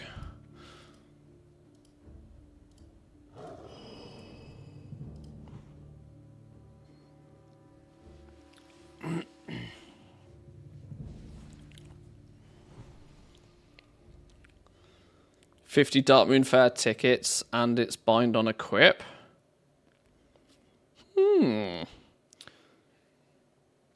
Ticket turn-ins for various crafts. Wow, head it. Okay. That could be a plan then. That could be a plan.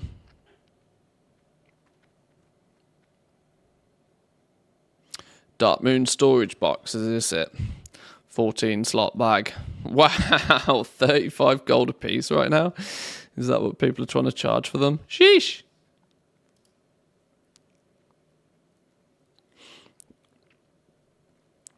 All the sizable bags are expensive. Journeyman's is up there for 40 gold.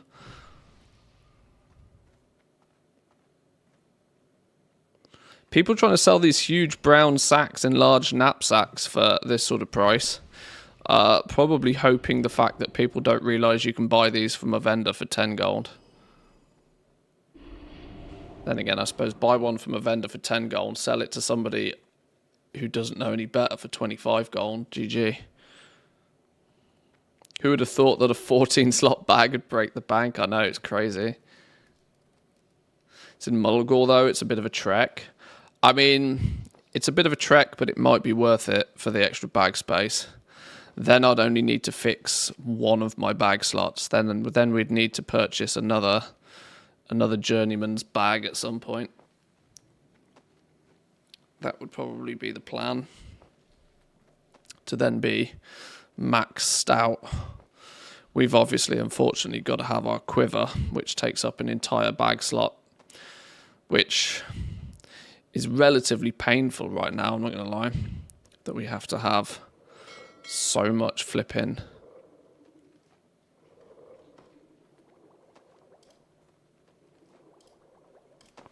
So much flipping bag space dedicated to carrying arrows around.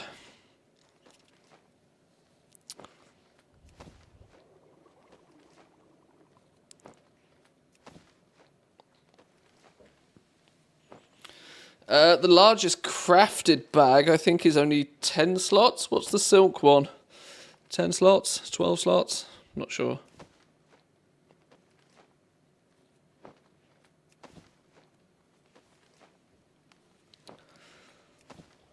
$10 for silk. Yeah. My ooze covered and my small courier one is already big enough.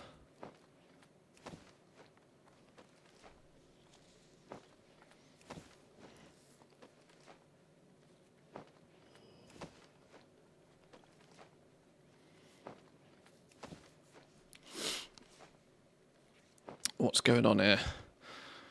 What's Celtic been doing?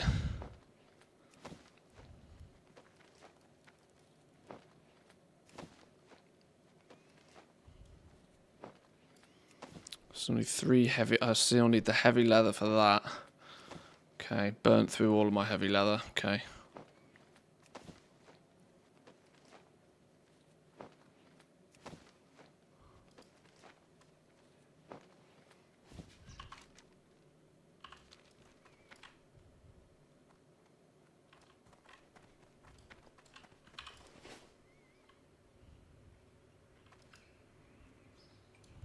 What's going on? I thought you could use a normal bag for arrows, but you had to manually refill the box on the character panel every time it runs out. Might be wrong, but it's been years since the classic days. That's true.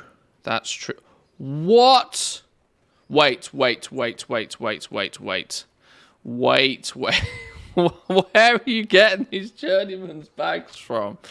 Oh, I don't know if I can accept that. That makes me feel a touch too much like Asmongold. That is actually outrageous. That is outrageous.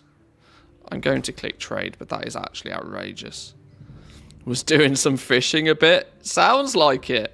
Oh my god. Oh my lord. Please, please, please, for the love of God, sell any of those though.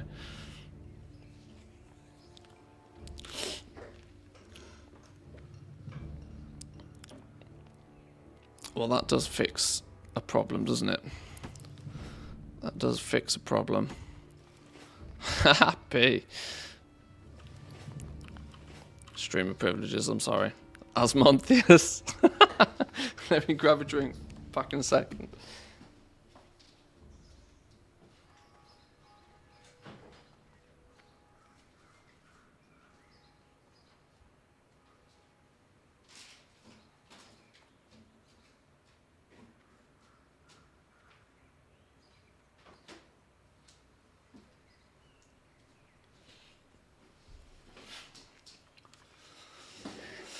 Asmongold will be done with the game this week.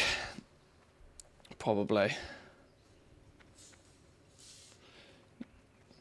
You've sold some at 35 gold a piece. I mean, that's good to know that people are actually willing to spend that. Like I said, take full advantage of people having deep pockets at the moment.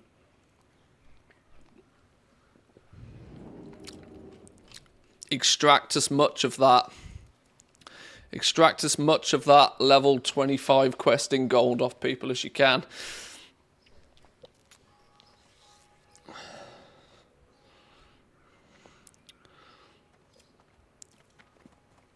Right, let's get the rest of this stuff crafted and listed. Let's, were we still carving through light leather? We were, weren't we?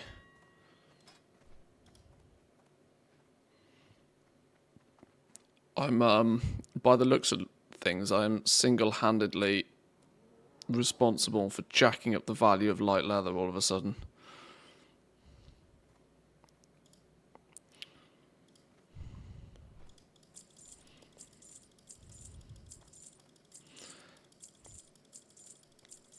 So those bags from fishing, yeah, you can fish from pools around Stranglethorn Vale, and there is a small chance to get them out of there. It's it is quite a small chance, but if you do it enough.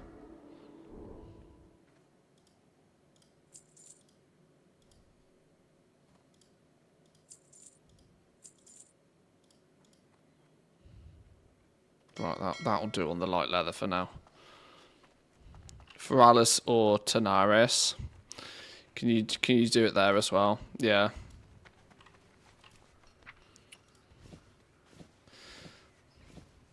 Didn't they nerf the Tenaris one though? I heard somebody saying that the other day.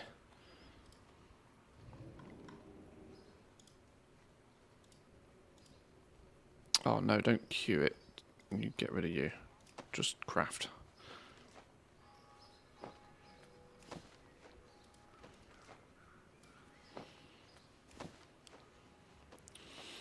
Is the server population high, medium, or low? I don't think there's a single server that's anything less than full now, isn't it? This is Wild Growth EU. It's the only normal server in EU, so I'm pretty sure it's quite packed. Because if you don't want to engage in PvP, this is where you go.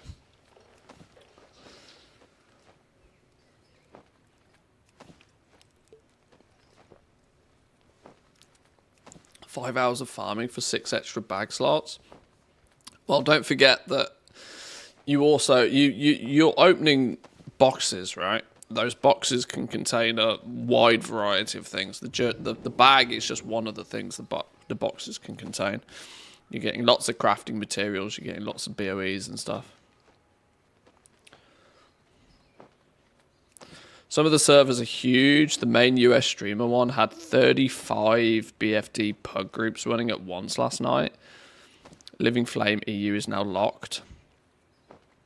There's a lot of people playing this game. There's an awful lot of people playing this game. You've got all of the classic Andes and you've got all of the retail rejects all piling in. There's a lot of people playing the game right now.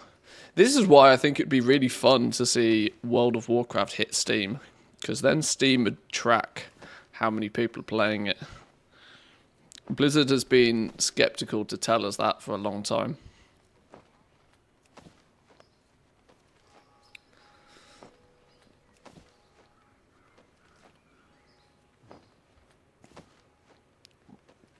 No streamers on Living Flame, which I find weird as it's the biggest. Oh, I'm sure there are some. I'm sure there are some, but I'm sure, you know, if you're looking at the top 1% of Twitch, maybe not, but...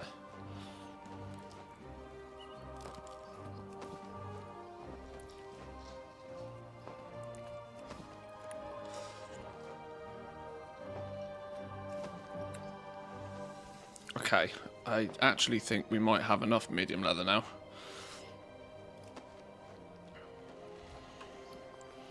Although that said, when we turn it all into heavy leather, it's going to disappear quite quickly. WoW included with a Game Pass subscription would also bring in some new blood, make it happen, Microsoft. It would be an interesting one, that. I think it's something they could do. That reminds me, I need to look and see what Game Pass has to offer at the moment. I signed up for Game Pass when... what did I sign up for Game Pass for? City Skylines launched. And I noticed on my bank statement the other day, Microsoft had stolen €10 from me, so I should probably at least have a little bit of a look, see if there's something to play, make it worth paying for.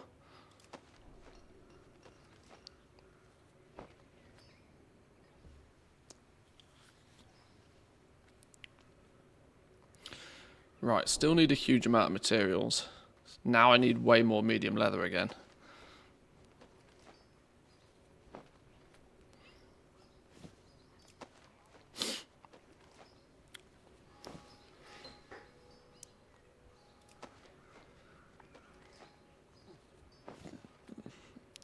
You know about the wetlands vendor?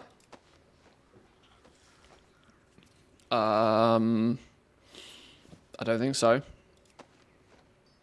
What's the wetlands vendor?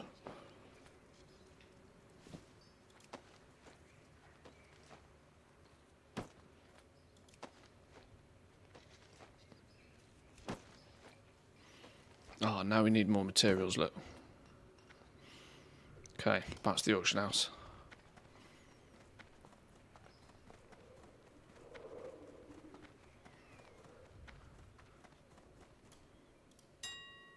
There's a dwarf female that sells a bunch of greens, and the elite shoulders from her actually sell for a lot of gold. Oh, really? Have people just... I love the fact that people go back to the absolute basics. The default basic way of doing anything. Whoa, what's going on here?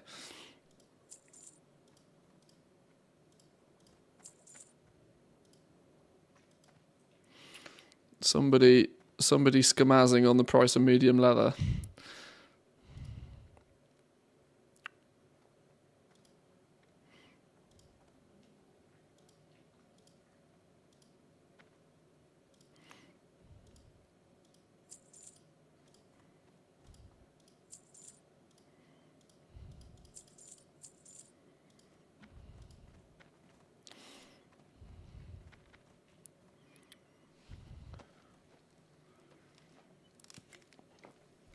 It's weird because the higher the higher tier materials are there's weirdly value in just buying some of the cheap stuff, converting it to the higher stuff, and then reselling the higher stuff, which is a strange situation to be in. But this is why I'm having to buy low level stuff and convert it up to keep costs in check. It's funny how Game Pass is meant to be good value, but I had the option to get 6 months for free. It'll be paid back to me, and then I looked at it and went, nah, there's nothing here I actually want to play in the next 6 months anyway. Yeah, this is the thing. This is why I need to remember to actually pay attention and see if there's anything that's worth keeping the subscription running for. You can farm a token easy in retail. Can't see why they can't just move onto Game Pass, but they're very protective of the economy. I wouldn't necessarily say it's easy to farm a token on retail. It's easy. Anything is easy when you know how.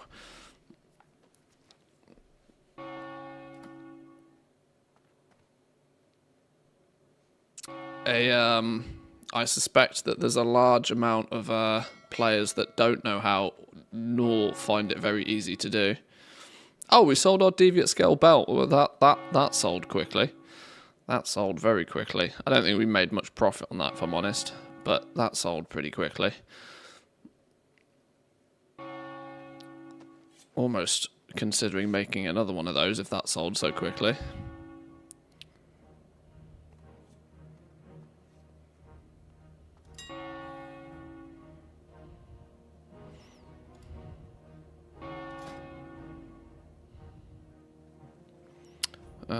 Where is it? Deviate scale belt.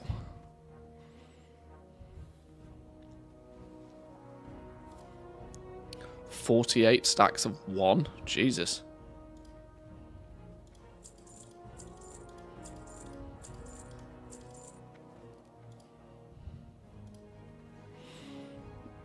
And then we need, what, 10 of these? 5, 6, 7, 8, 9, 10.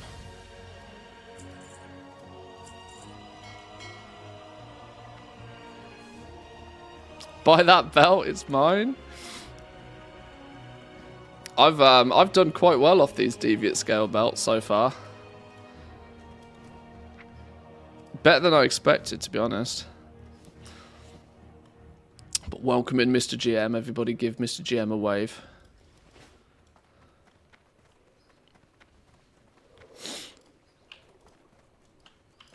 I need to find thread, don't I? That's going to be over this way.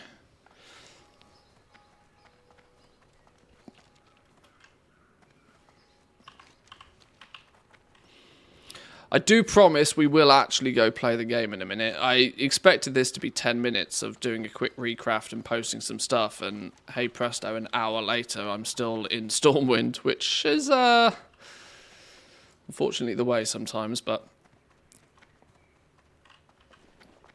How many leather did I need for that? We needed... Where's it gone? Oh no, I've lost it. Oh, we've already got the fine thread. Oh, I ran here for no reason whatsoever. Press go.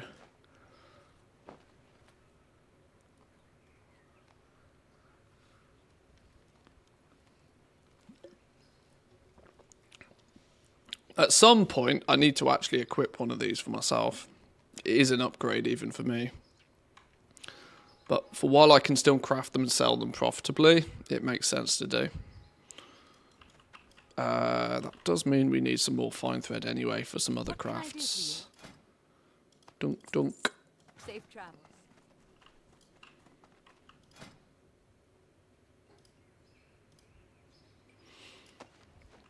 I'll tell you what I do need. I need one of those super wide screens so I can play.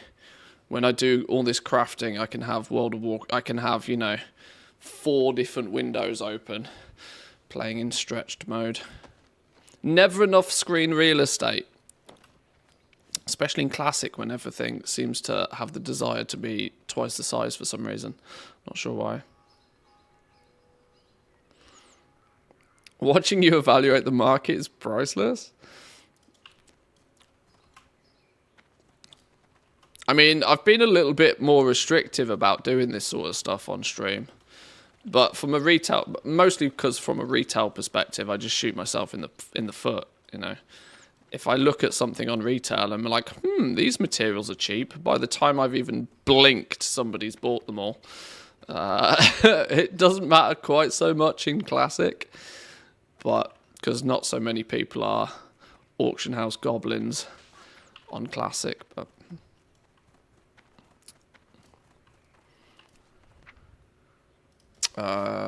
we need more medium leather. Of course we do. Let's get that belt back up on the auction house.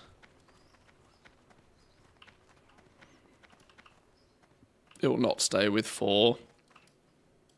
I've had 3 screens. My setup's made of 3 screens, and I've had it that way for a long time.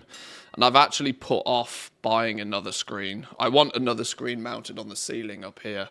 But I know full well that 3 becomes 4. 4 ends up with 5 because when you have 3 at the bottom, 2 up top, you know, starts to look uniform. 1 random off to the side is going to set my OCD on fire. But then when you put 2 at the top, you might as well have 2 rows of 3, and then you've got 6 monitors, and all of a sudden you realise you're sat in front of a spaceship, and your electricity bill's gone through the roof. And the wife is complaining, and then we get divorced, and then I live on the streets, and I don't play World of Warcraft, and it's all because I bought 1 more screen. That's chaos theory for you. So we can't have that. Can't have that at all.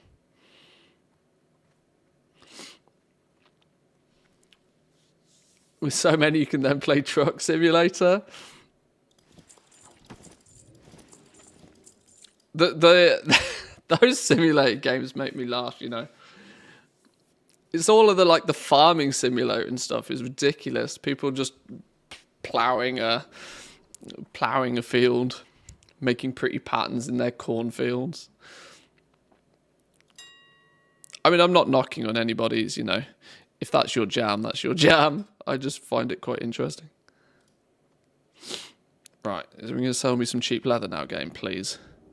I need 53 more. That's cheap enough for me to just buy.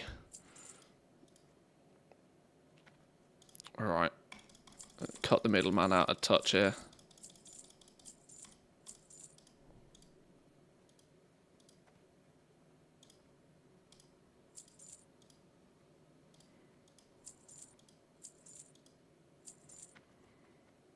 Right, is that going to be enough?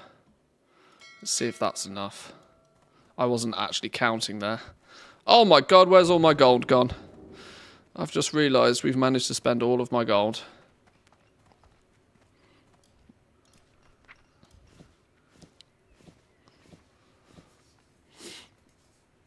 Competitors watching your stream is proof that demons do exist.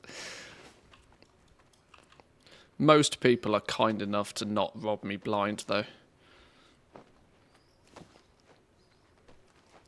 Quite a bit of DLC on those farming simulators. I've seen those, yeah. You get the game for like €3, and then there's 700 euros of DLC for it. Like, whoo, okay. That's how it goes, is it?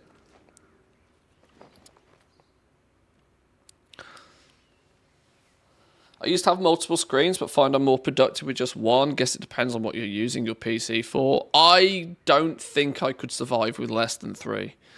But of course, streaming is a little bit more screen real estate intensive. I tend to consider, the way I consider it in my head is that I only have 2 screens, even though I have 3, because whatever is on my center screen is what you see. And so that can only be the game, right? That means I've got 2 screens, one to the left, one to the right, where I've got, like, usually on my right hand side screen is usually YouTube stream dashboard and Twitch dashboard and possibly Spotify.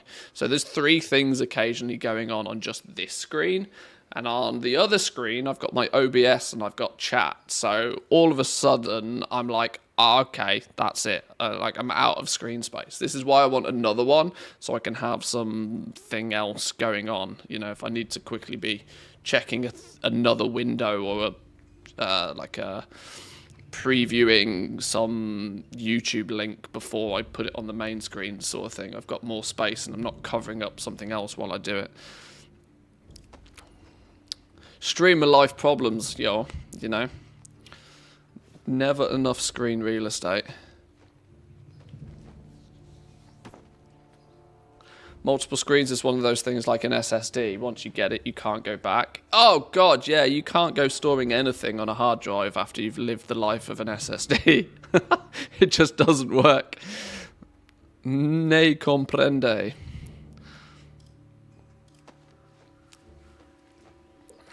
And then you go from an SSD and you get one of the M.2 SSDs, and then all of a sudden you're like, right, okay, this is why my next PC upgrade is going to be expensive.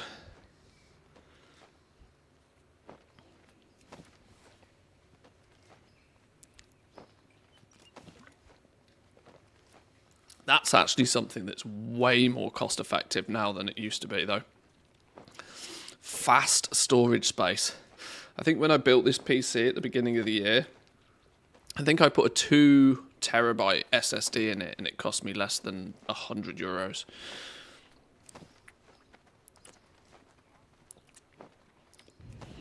I'm 54. My first hard drive was 40 megs on DOS pre-Windows 1980. Yeah, where you had to, you could, that back then as well, there was no such thing as just putting a hard drive in and it worked. No. Yeah, you had to do some wizardry for that hard drive to. There was no such thing as plug and play. You had to know what you were doing then as well. I was my first PC. I can't remember exactly how old I was, but my uncle was a university IT specialist professory thing, something. So he always had the latest and greatest technology to hand. And I used to get the offshoots of what the university no longer needed. So I always had a PC from literally as young as I can remember. But I had a PC way before most people of sort of my age. But yes, I remember incredibly small hard drives back then compared to what we have now, where you can get 20, 30 terabytes of data on a single spinning disk, which I've always considered absolutely mental.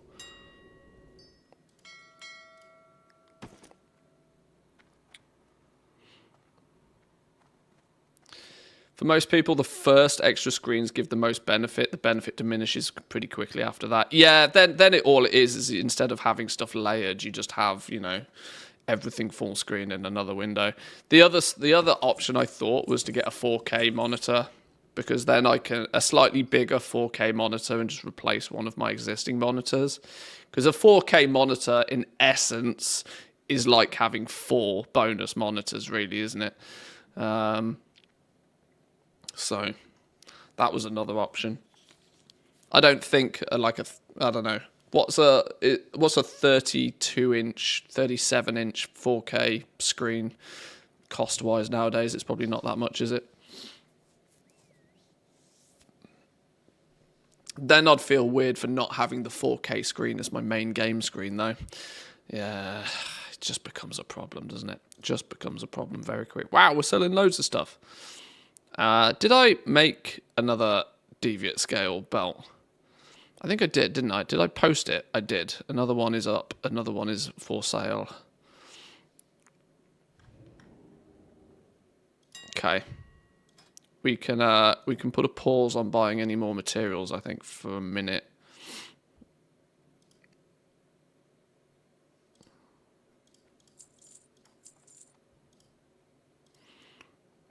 Somebody's clearly baiting people, which is scumbag tactic. Please, if you are the person doing this, do not do this, because I think you're a scumbag. And then it's gone. Good.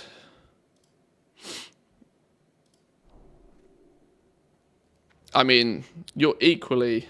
It is entirely your own fault if you get suckered by that, but everybody gets suckered by that at least once, and they feel the pain of it, which is why I do not promote people doing it. It's annoying though because it works.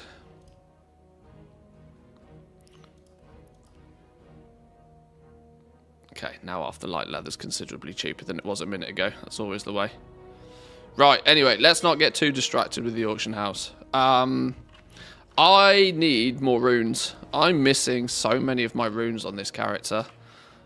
We could definitely do with getting some more of the runes. I think I cherry-picked some of the sort of more competitive, more top-tier runes to begin with. Where is my... Let's take a little bit of a look here, then. Where is my runes guide? Slap that in here.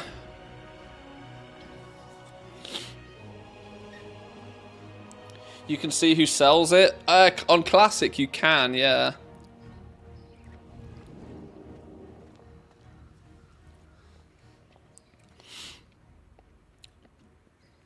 Right, Aspect of the Lion. I definitely need this. This is not only beneficial for me, this is also beneficial for others. When we're doing dungeons and stuff. 10% stats for all nearby allies. Increasing the hunters by an additional 10, so that's basically 20% stats for a hunter, which is just ludicrous. Admittedly, it sits on the chest piece, meaning you might, you know, if I'm doing solo content or I'm trying to do something silly, I'll use Master Marksman, but otherwise, I think Aspect of the Lion is critical. Should we get this one? Kill some dude in the rock cavern that is filled with spiders over in the wetlands. Sold. Let's do exactly that then. Aspect of the Lion is huge in raid. Oh, yeah, exactly. Here's a 10% buff for everybody. That is monstrous. Super useful. Actually, this is a good chance for me. I know I've been using Wowhead, but a good chance to take a little bit of a looky, see if Zygor's got his act together with these as well. I suspect he has. Can we just go Lion? Aspect of the Lion. Wetlands. Okay. God, I love Zygor sometimes. Not even sometimes.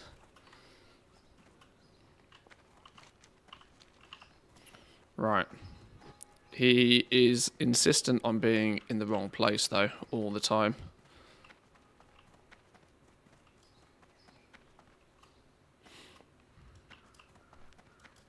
Need help?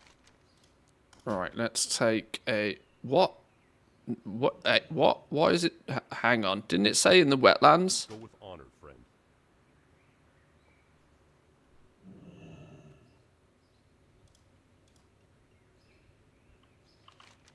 Why is it then... What? Oh, because it's here. It's not taking me here. It's going to take me to somewhere else and we're going to run through. Interesting choice. I guess, once again, always trust in Zygor. For the Alliance. For he does know best.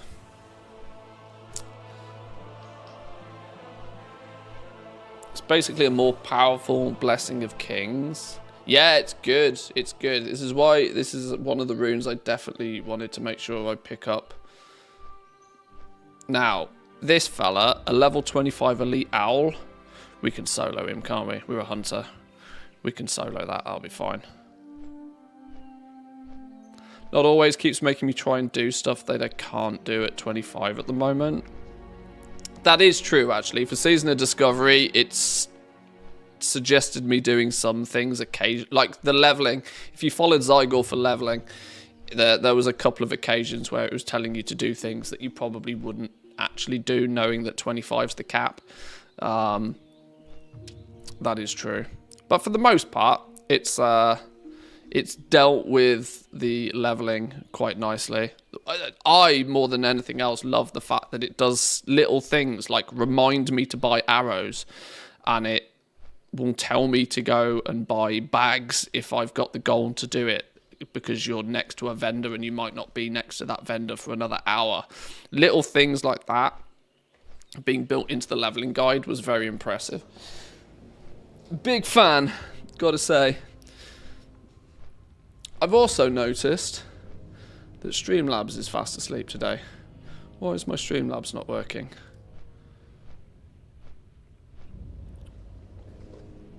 I usually have to tell Streamlabs to shush because he's saying too much, but now he's not even here. What's going on?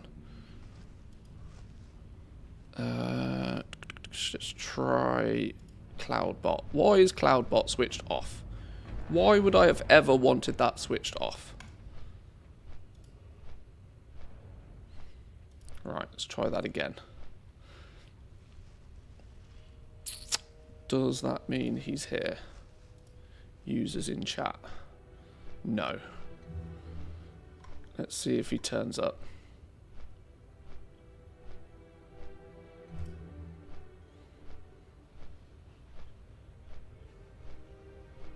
Okay.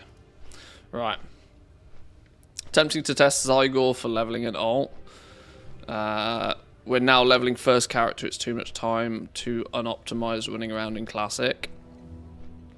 It was kind of helpful because it deliberately doesn't tell you to pick up quests that are going to be very time consuming to complete.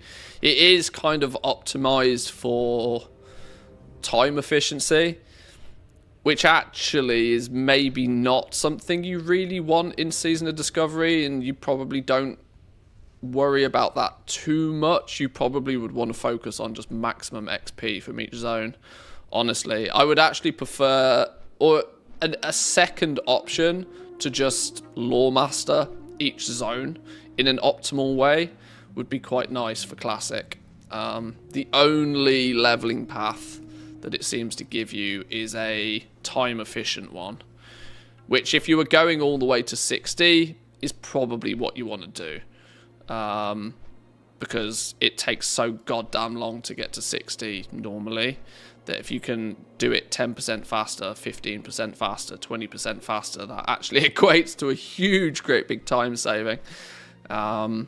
If you can average less than an hour per level, I think when you're leveling up through Classic, you're kind of doing it pretty well.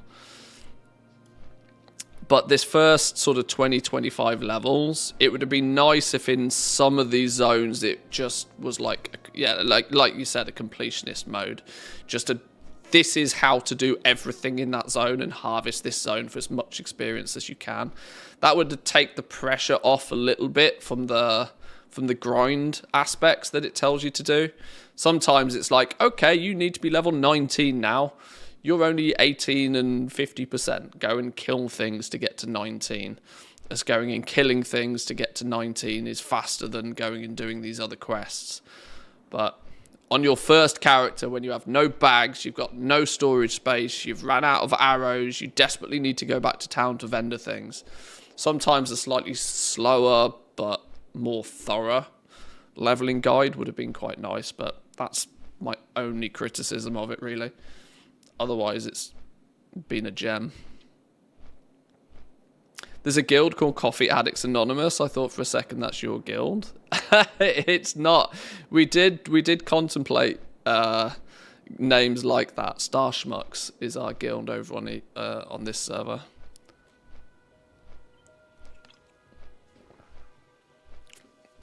We considered Goblins Anonymous as one of the names, but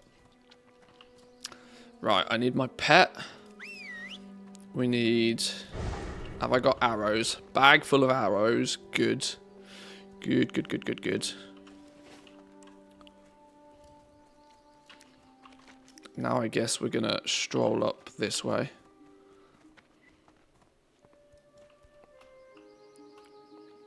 Leveled a priest in Season of Discovery. They really haven't helped Shadow at all. I've heard a few people say that Shadow is... Yeah, ignore it. But that is going to make leveling quite a challenge. I think if you're going to level a priest, you're going to spend most of your time in dungeons, I reckon. But I have also noticed finding healers is more of a challenge. There's lots of tanks kicking about, it seems, because everybody wants to try out, you know, everybody wants to be a warlock tank, and everybody, you know, there's a few extra people that are trying out tanking. There seems to be a distinct lack of healers, though. So if you are willing to go priest and you are willing to heal, you will probably have no issues finding a group. Whether that group's any good, that's a different question. Pug life is still pug life, but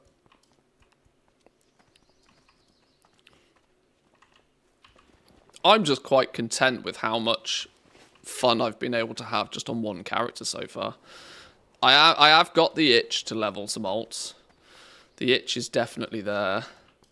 I don't think I'll go full-on crazy one of everything mode, but because then that's just a very daunting task when they up it to 40 and they up it to 50 and then to 60, but I can't deny I am kind of tempted to play another couple of classes, get another couple of alts up. Now's the time to do it, though, really, isn't it? Because everybody is in that bracket right now. Leveling from 1 to 25 when the barrier moves up to 40 is probably going to be significantly worse, because you'll find it... At that point, it'll be almost impossible to get the lower level dungeon. Well, not impossible, but significantly harder to get your dead mines, your SF, you know, your dungeons that everybody's running now. Everybody will be doing Nomagon. Oh, Jesus, I've just realised is that what we're in for? That's going to be what we're in for, isn't it? When we get up to 40... Oh, God, no... Oh, no, it's fine. It's all Scarlet Monastery. That's how people will get to 40. There's your easy fix for those who clean the map of quests. Isn't Nomagon going to be a raid? Oh, it might be, yeah. They're increasing the level rates for 1 to 25 when 40 comes out. Oh, that's handy to know. I suspected they might do something. I mean, like I said, it makes sense, though. It's going to be much harder to get dungeons. It's going to be much harder to get groups to kill things when everybody is in the 25 to 40 bracket. Ah, but yeah, if you can just blast Scarlet Monastery 20 times, you'll be good, won't you? That works. My other hunter friends, has anybody got... Well, I'm presuming you've probably all done this, because I'm the slow one here nowadays. Is this dude... He's a level 25 elite owl, but surely as a hunter, that's soloable, right? Alternatively, if there's any other hunters that want to come along... It's super easy. You put pressure on me now. Now the pressure's on. Gotta press buttons.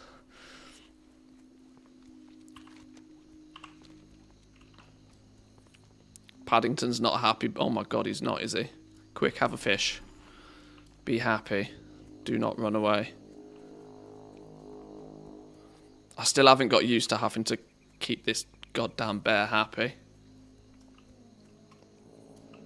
He's still not chilling, is he? Let's give him another fish in a minute. Everything is soloable as Hunter. Watched Manthieus and solo every dungeon. Up to the first boss in RFK. Oh, really? Was that, though, with the Scorpids? Was that when Scorpids were broken? Or are they still broken? I know that was being hotfixed and patched and changed, like, almost every minute. Oh, that was post-nerf? Oh, okay.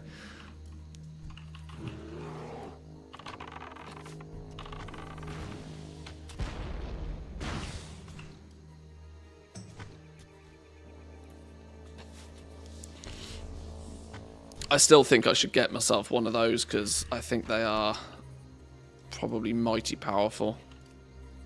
Have another fish. You're clearly not happy.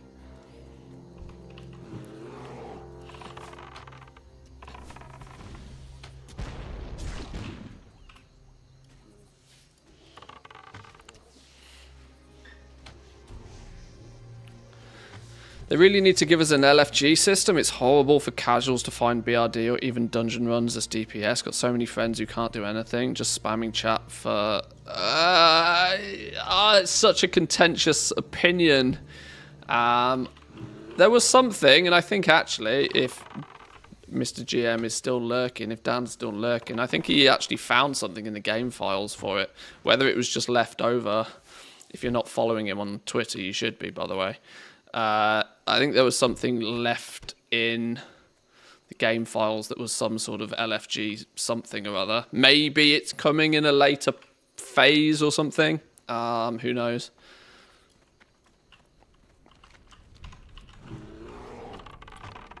But yeah, it's difficult, isn't it? That's always one of the biggest sort of pain points for some people. Because an LFG system, yes, would make life much easier. But part of Classic is more about, well, if you want to make it more easier for yourself, find a guild. Find a bunch of people. Because that is actually the better solution eventually. Find a guild, find a bunch of people that you can play with. That's the Classic approach. And so if you actually do that, then all of a sudden you don't need an LFG system so much because there'll be people on and, you know, it works. You can see it still with the innkeeper. There's some sort of LFG system, but it doesn't work. Ah, yeah, I've seen that. If you speak to an innkeeper, there's a little quest text box that's like, tell me about the dungeons I can go and run.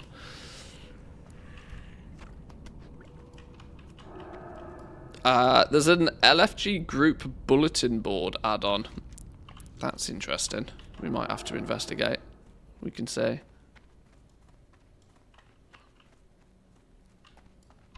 Right, go on, bear. Bear do bear things.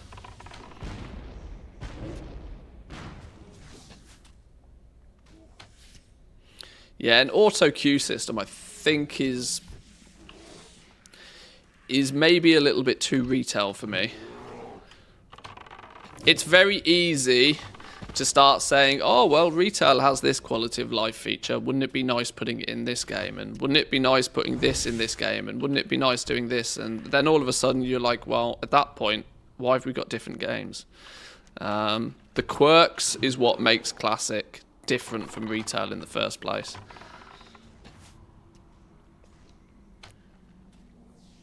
I don't want to come across too much as like a hashtag no changes Andy, but I do think they need to tread a little light with these sorts of things. But now's the time to mess about and find out, right?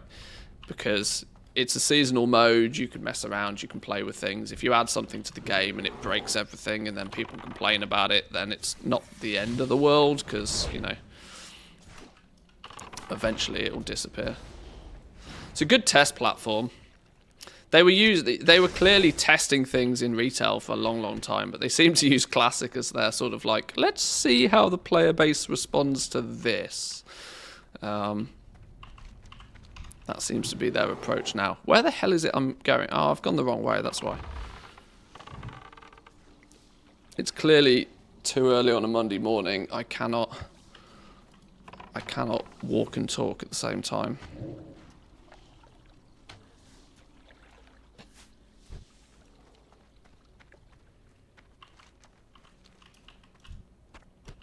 You mean fuck about and find out? Well, oh, chest. In a way, yeah. I went with the PC, the family-friendly approach.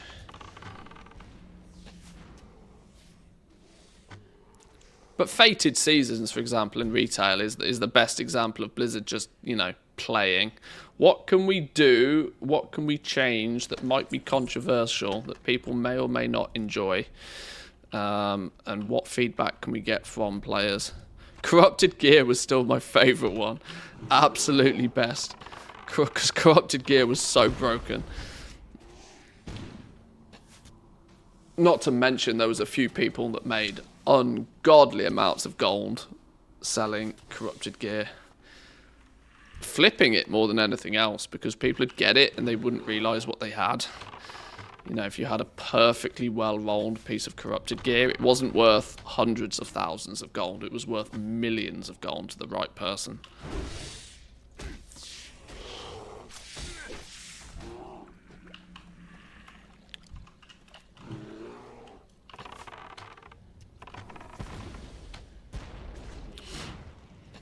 They only actually added LFG into Wrath of the Lich King late in its life cycle. Yes. That is true. And then eventually in Kata, the end of Kata, we got Raid Finder, I believe. I believe Raid Finder, Deathwing was the first Raid Finder raid, I think.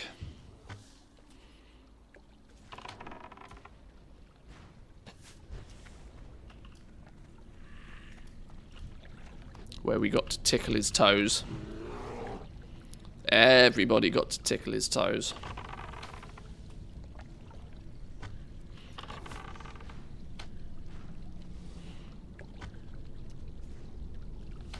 I wondered this about Classic for a while, actually. Do we think that this game is now so old that there's an entirely new generation of players that are coming up through Classic, playing nothing but Classic, not even touching retail, and experiencing it all for the very first time again, like a lot of us did 15 years ago? It feels weird to say that. It makes you feel super old super quickly. But part of the appeal for me, or not the appeal, part of the reason I haven't played Classic as much is because I already did it the first time. And the nostalgia for me was worth keeping.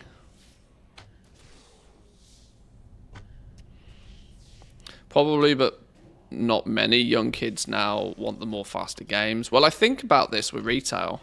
I think, because with retail, there is clearly a growing age average in retail. That you so rarely come across like those 12, 13, 14-year-olds in groups. You know, those kids, those teenagers in your dungeon groups or anything.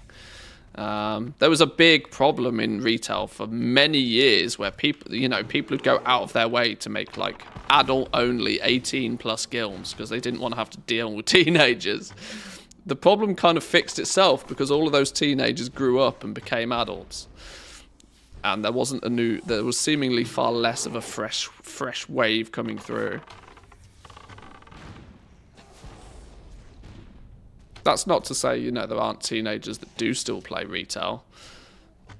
But it's starting to appear like it's just a bunch of boomers. At least that's the impression I get. Maybe I'm in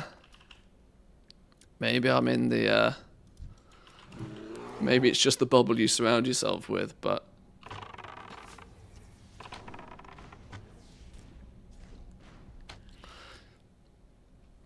Let's make sweet, sweet profit together. Aruferus 41 with the Prime. Thank you very much. Appreciate it. Thank you, thank you. Welcome in. Right. This is the dude then, is he? Let's make sure Paddington is happy. We have got mana up to the hills. Right. Let's roll. In you go. Pet do pet things. Oh, okay. This is not soloable. This is a joke level easy. Okay.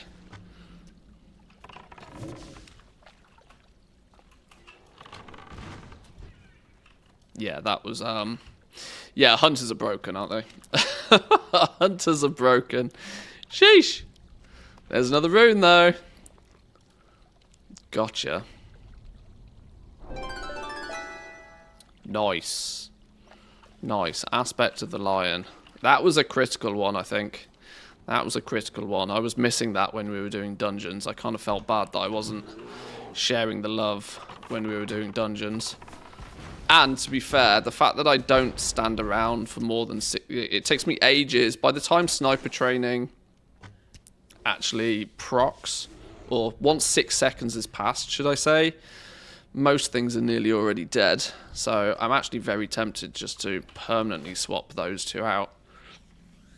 Master Marksman is quite cool. It's the mana cost that is probably the is the hidden perk in this more than anything else. But if you kill things faster, you don't need to press as many buttons. So maybe killing things faster is actually just as efficient as saving mana. That sounds like logic to me.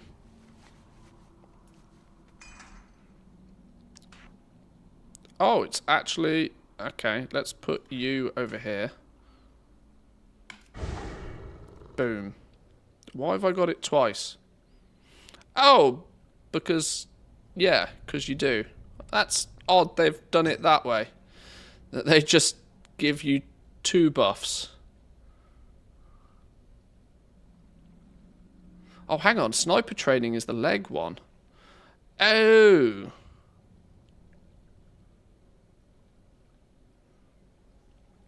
I've mixed those two up in my head.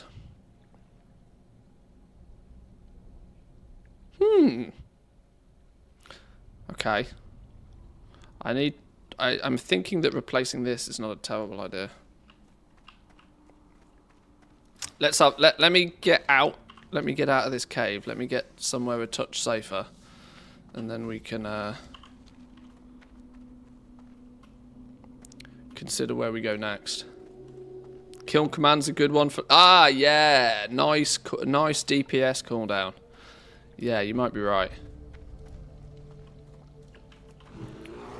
Let's head outside and... I've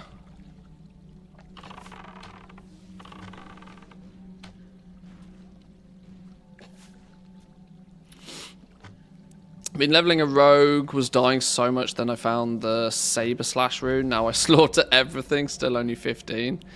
The runes are pretty powerful. If you get the right ones, you can definitely pop off. Can we just try and avoid as much as possible on the way out?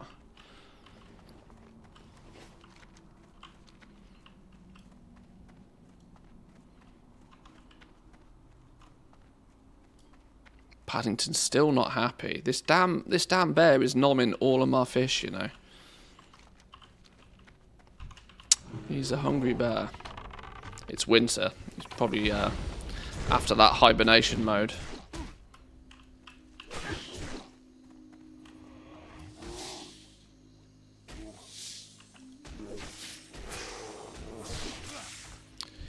Yeah, I do need to get some better food for him. I'm still only using level 15 food, but I'm just burning through this, and once I run out and once I replace it, we'll use some better food. Right. Okay. Let's go somewhere where we're not going to get invaded by spiders and figure out where we're going next. Whoop. The fish went bad. Well, yeah, maybe. It's been sat in my bags for a few days. It probably does, could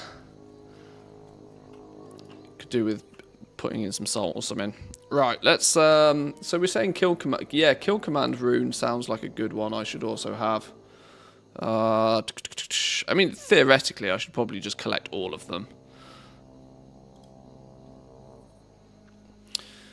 Rune is sold by Grisby, located in Ratchet. In order to purchase this rune, Grisby will require you to complete the following pre-quests. Shredder turbochargers. You need to bring Grisby 16 Shredder turbochargers. These are acquired by using Shredder auto salvage unit on a Venture Code Shredder in the Windseer Crag over in Stone Talon Mountains. You got to bring 20 Dark Iron Ordnance. These come from slaying certain things in certain places. And you need fish oil. Is there not a hack to this in terms of the fact you can just buy all of this off the auction house? I'm quite sure you can. These are acquired by slaying Murlocs in Hillsbrad. You may also use the auction house as these items are fairly common. Okay, you can at least buy the fish oil. Okay. Now I don't think Lone Wolf is going to be that powerful for us, to be honest. 15% increased damage with all attacks, but you don't have a pet. I'm pretty sure my pet is doing way above 15% of my damage. I don't think that's a net positive. Paddington's doing nearly 40% of my damage. Yeah, I don't think I will get Lone Wolf because I suspect getting them now will be helpful for if and as and when something changes. Once we move up to like 40 or 50 or 60, who knows? You know, pet damage might drop off whilst the 15% becomes a thing.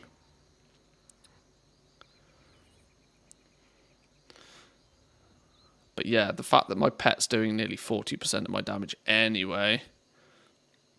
It's too expensive and time consuming for something that you won't use. Yeah, I'll put Lone Wolf probably on the list of ones that I will get once I get more into the completion side of things. But as it stands right now, I don't think it's probably worth doing. Cobra Strikes. Your critical hits with shot abilities cause your pet's next 2 special attacks to critically hit. That goes on chest, though. That going on chest is problematic, because that means it's going to clash with Aspect of the Lion. Why would I ever not use Aspect of the Lion or even Master Marksman? That must put Cobra Strikes as like 3rd spot for the chest, I would imagine.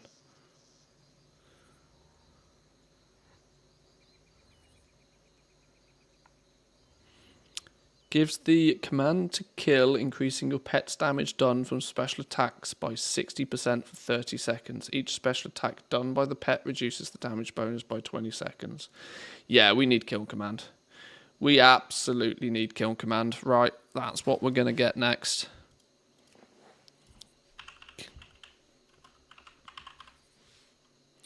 That's what we need. Let's double check what the situation is to acquire this before we go too far. Head to Stone Talon Mountains, find Jigsaw Mad Rocket located here. They will give you the Wild Wyvern Wrangling quest. Try saying that 3 times. Sober, never mind drunk. To complete the quest, you will need to receive 2 items, a Hypnotic Crystal and a Wand of Wild Magic. The Hypnotic Crystal drops from these dudes. The last boss in the Wailing Caverns dungeon. Oh, we might have to go do Wailing Caverns then. How the hell do I get to Wailing Caverns? Booty Bay, take the boat, something along those lines. Okay. magic wand. Combine a greater magic wand with a wild magic essence, which drops from the fur bugs in Ashenvale. Oh! Oh, I had a wild magic essence once upon a time, and I had no idea what it was, and I threw it away. Oops. I've done that a couple of times. I've picked up items not knowing what they were, and I've nuked them. Because bag space be premium, yo. Well, not anymore, but you know what I mean. Okay, so we'll have to get that again. With these two items in hand, you turn in the quest. You get a follow-up quest. Follow Jigsaw Mad Rocket. Watch him tame one. Upon turning, you get the Rune of Kill command. You'll also earn the Wyvern Taming Wand, which allows you to tame a young Pride Wing, your very own. Is it Wyvern? Wyvern? I never know how to pronounce that. Okay.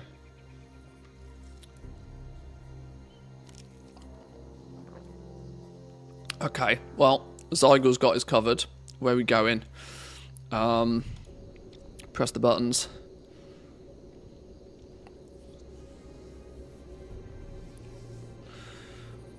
Yeah, probably fly down to Ratchet. Makes sense, doesn't it? I suspect that's what it's going to ask me to do. New gear upgrade. Hello? What? Rawhide boots? I don't think so, Zygo. I think you lost your mind there, son. Let's put these bags in the bank for now. Taking up precious inventory space. How are you? That said, I'm running remarkably low on bag space. Let's put you there. Let's put you there. And then let's put you in there, you in there. Bagception. Bag in a bag in a bag in a bag. Done. See you later.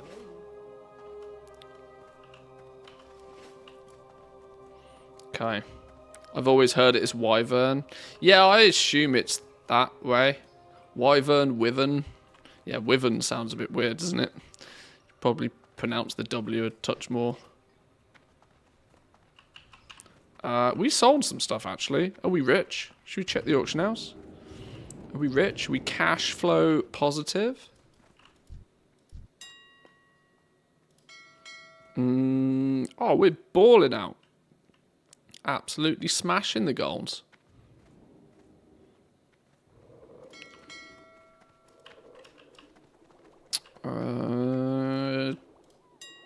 Do I want to get stuck in doing a... No, let's just do this ever so quickly.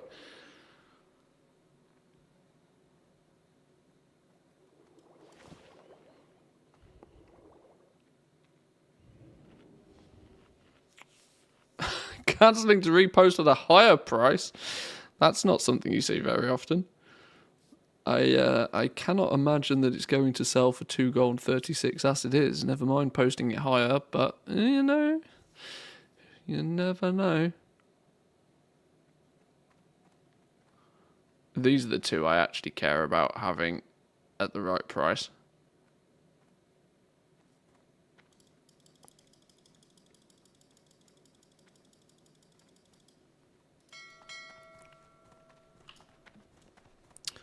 Right, let's grab those real quick. I have no plans for this to turn into an auction house operation again.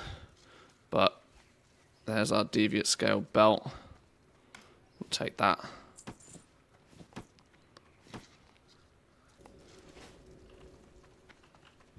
Yes, I know, Zygor, you want me to put those things on, and I agree, I probably should put them on, but I would rather sell them for a profit right now.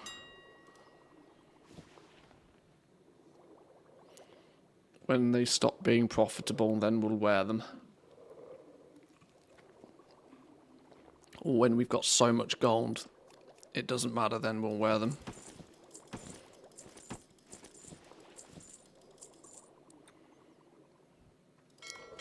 Okay, we're good.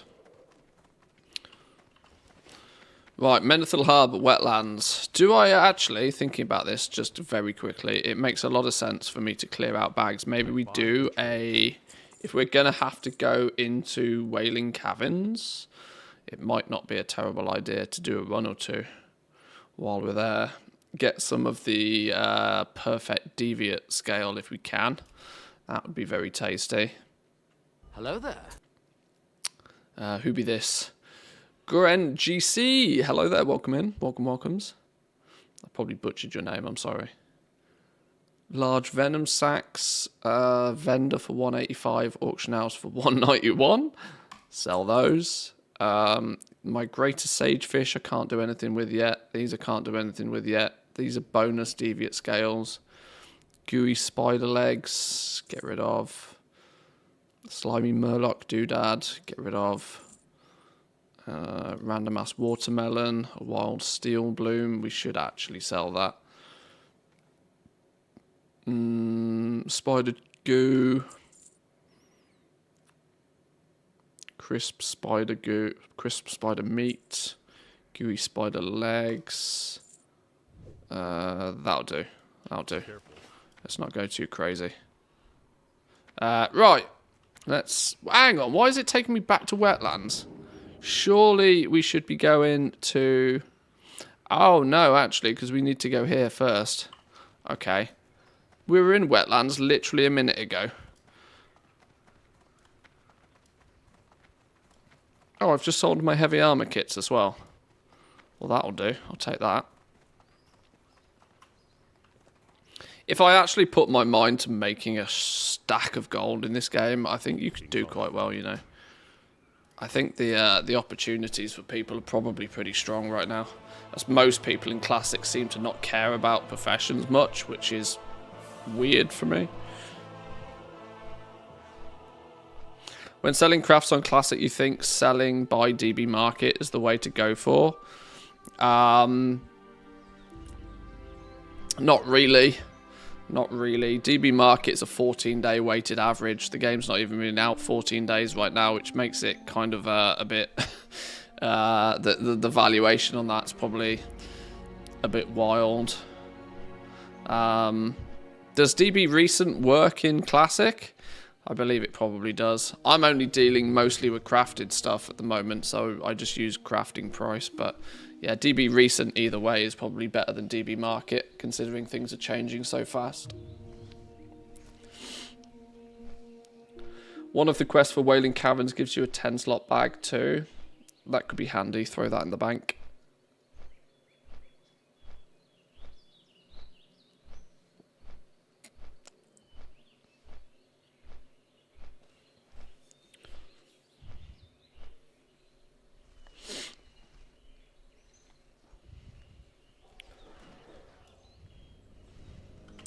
So, how many is that? Is that 6 of our runes we've got now? Halfway there. Arguably, probably got the 6 easy ones, to be fair. I imagine some of them are a bit... Are there any runes that are considered actually difficult to get, though? Rune of Serpent Spread, purchasable for 4 gold 50 once you reach Honoured with the new supply faction. I don't think we're anywhere near Honoured, are we? Oh my god, we're only just into friendly. Ouch. That's quite some way to get Serpent Spread then. Targets hit by your multi-shot are also inflicted by with your Serpent Sting for 6 seconds. It's good. It sounds good. But that's going to clash with both sniper training and kill command. Only on... Well, I suppose kill command's your single target. Serpent Spread is probably your AoE.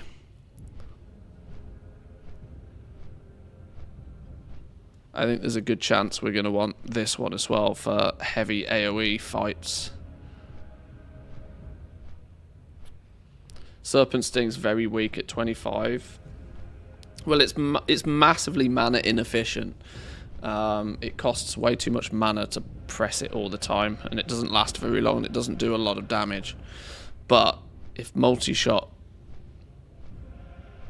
puts Serpent Sting on everything that it hits, then multi-shot only hits 3 targets though, I believe, right? Hitting 3 targets.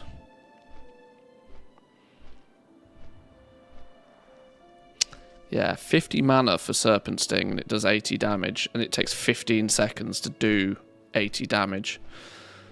My pet does like 80 damage in one bite. I use Serpent Sting occasionally to dot things up, but I'm not even religious about keeping Serpent Sting up on targets. It's so weird that the best thing for a hunter to do is just auto-shot the boss till it dies. It's, you know... Send pet in, auto-shot. Up time is more important to you than pressing buttons in the right order. It's such a stupid class. Oh, you could press some buttons and you might do some slightly better damage, but the best way to top the DPS meters is just to always be auto-shotting the boss. Oh, okay, fine. This is why hunters get memed on.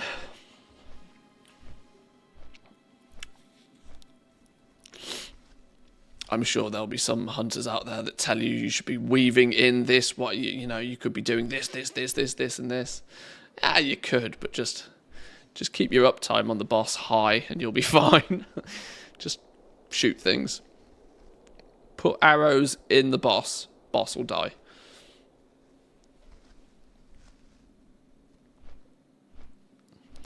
The Paladin's Divine Storm and the Warlock's Meta Rune are a bit of a pain to get. The Warlock Meta Rune was hidden behind the raid as well, wasn't it? I think they've hotfixed it now, so you can get it without having to do the raid, but...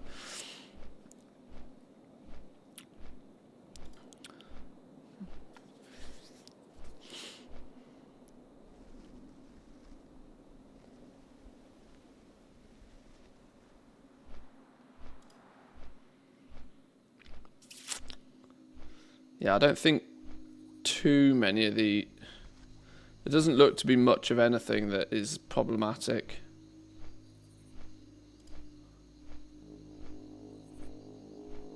For hunters. Surprise, surprise. You can't make anything for a hunter too complicated. We're simple souls. We're simple souls. We're not used to having to do clever things. Having to do difficult things.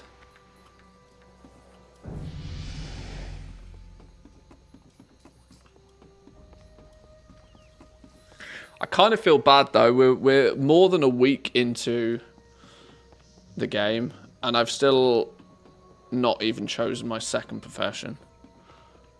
I mean, I have skinning maxed right now, but long term, I don't think I'm going to keep skinning around. From what I've seen, the hunter runes are just more annoying than they are difficult. Yeah.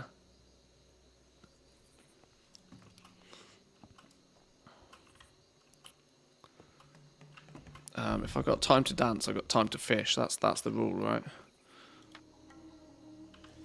Time to dance, time to fish.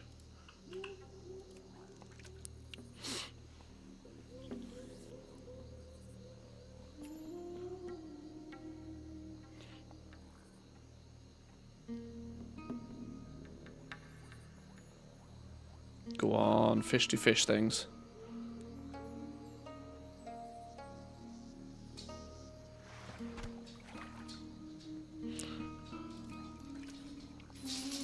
Raw rainbow fin albacore.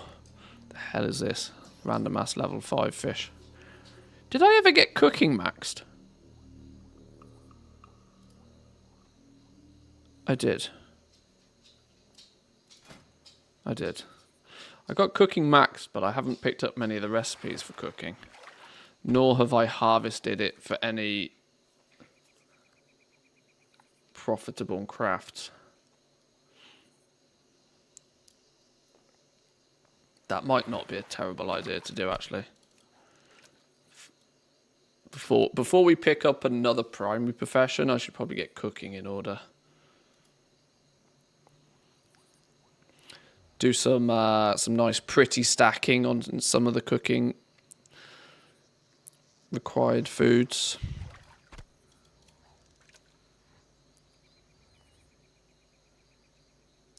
Where's this boat? Who's stolen the boat?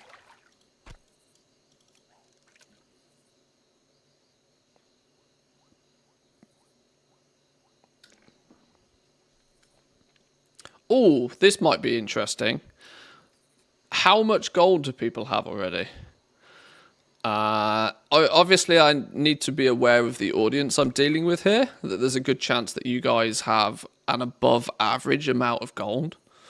But for a general consensus to what players are sat at right now, I mean, my gold isn't that representative based upon the fact that I've got a bunch of stuff on the auction house, but I think I'm at like 30, 40 gold in total if I was to, you know, sell a few bits and pieces, which is really not a lot, but I've also not done any real questing at 25. About 400 gold. You've been pushing that fish in me, feels.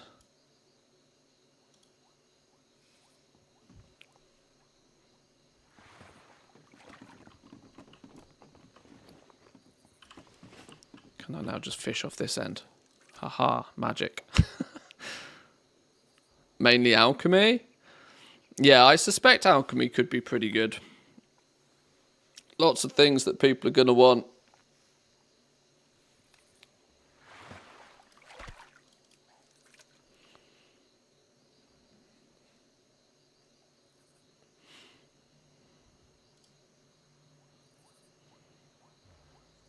Was on 600, invested like 300 today.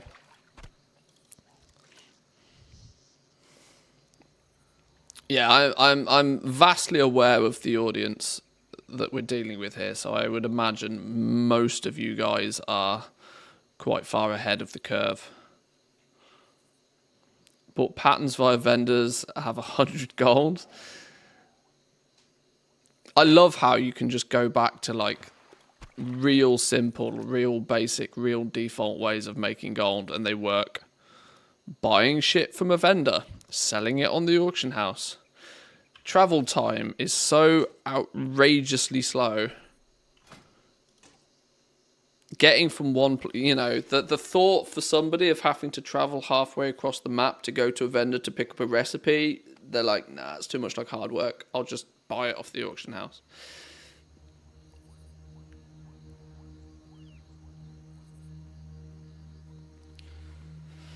I was one of the first blacksmiths with the new rep honoured to make the pally shoulders. It paid off pretty well. Oh, and that, yeah, if you can corner a market like that, that will also work for sure. That's good effort. It's mostly because some of the patterns are only up each hour and only, yeah, if they're limited time stuff, a lot of people won't be willing to stand there waiting for it. People love that instant gratification.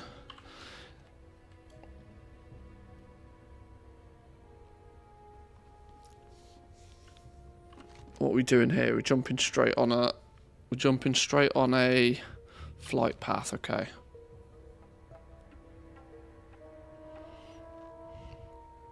If I haven't got my any classic Andy hunters here, if I don't have my pet summoned, surely he can't be unhappy, right?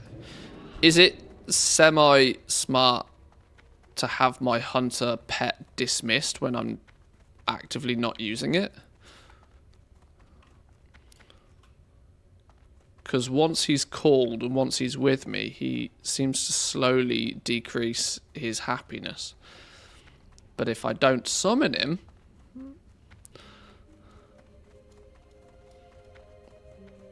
Is this the 500 IQ play? Keep it summoned if you're building loyalty still.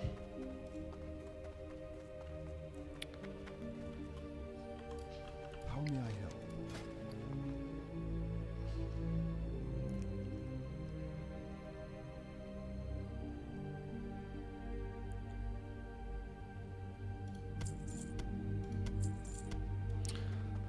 I wonder if I'm building loyalty still. Pet. Loyalty level 6, best friend. That's as high as it goes, right? Pretty sure that's as high as it goes. I mean, what's better than a best friend? I am honored. Yes, always keep him dismissed. He can even run away if you're AFK for too long. Ouch! Okay, yeah. That's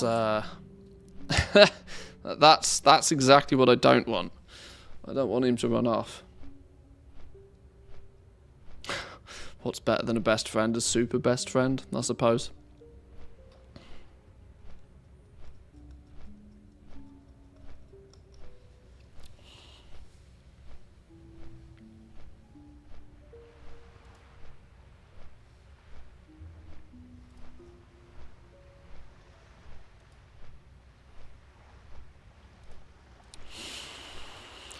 Oh, I really wish Zygo would stick where I put him. Why does it always continue? Does anybody else have this issue? Even if I lock the viewer, it still wishes to move by itself. A best friend forever. That's awesome. True. True.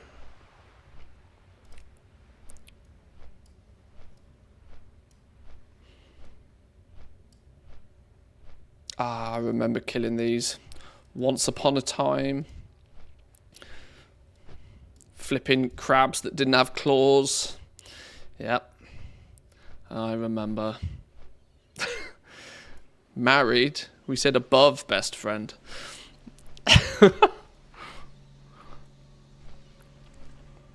No, you are right.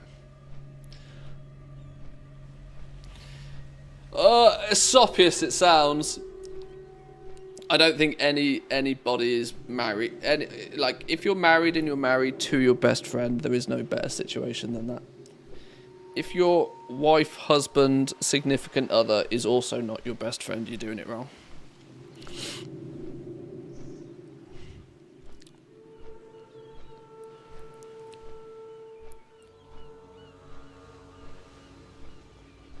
What did we need for... Where's it gone on my list? Hypnotic Crystal, Gnarled Wand of Wild Magic.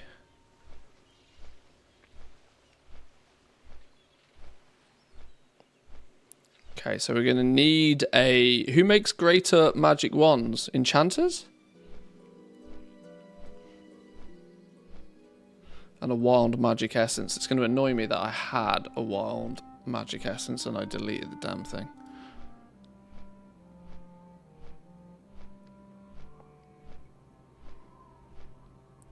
Yeah, this kill command rune seems to be the one that is not necessarily going to be difficult. It's just a touch frustrating to go and get the things, I reckon.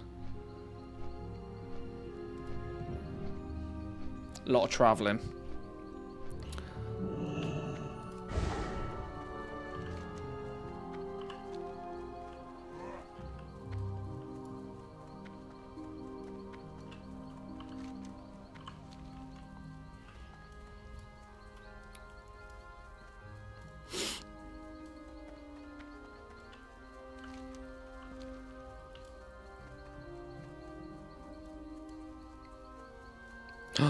Horde. Must kill.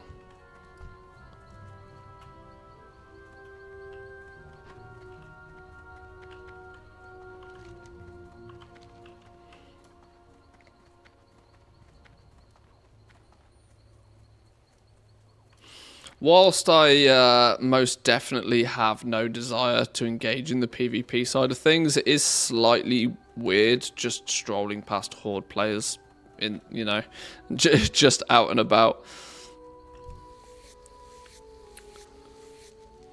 It doesn't feel very classic, but at the same time, there was no way I was going to deal with the craziness of PvP servers. It's, not that I suspect that I have anywhere near enough of a public profile to cause myself many issues. The point still stands. I'm broadcasting exactly where I am in the game at all times. If somebody wants to come and farm me, there's not really much stopping them from doing it. And it only takes a couple of people who want to be idiots. So, unfortunately, we did have to go normal server because of that. Or I felt obliged to go normal server.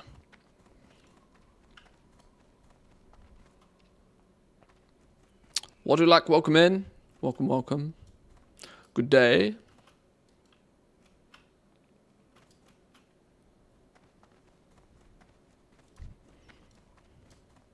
Yeah, see, he's like never happy, this goddamn dude.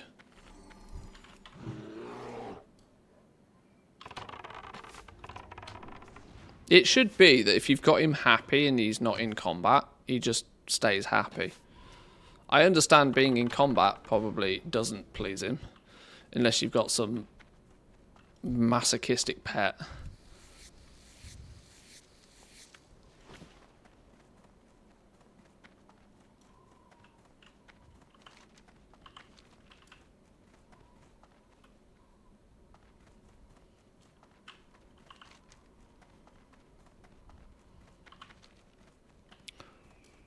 Oh, come on, game. Flying when?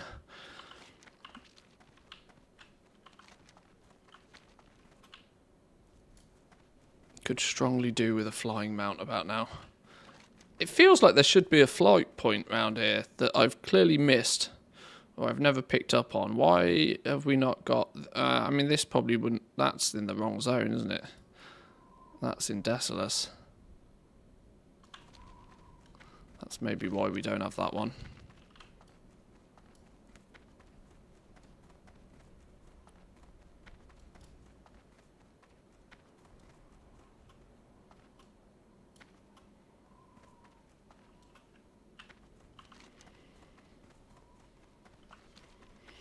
Isn't this horde country? I mean, it is mostly, yeah.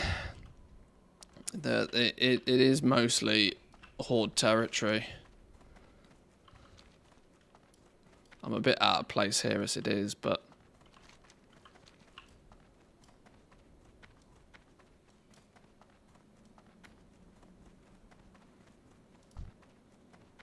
So this is one of the things we'll actually be able to tame as a pet after this as well. Which is quite cool. You only get... Is there any way to get more than 3 pet slots for hunters at this point, though? I don't think there is, right? And I think you even have to unlock the other 2. So you can't go full tame one of everything mode. You gotta tame and dismiss one. I need to actually, from a hunter perspective, I need to go around and tame a whole bunch of things just to get the skills from them. Because I don't think I'm missing anything too crucial, but I am missing a lot. Because I basically have used Paddington since day one.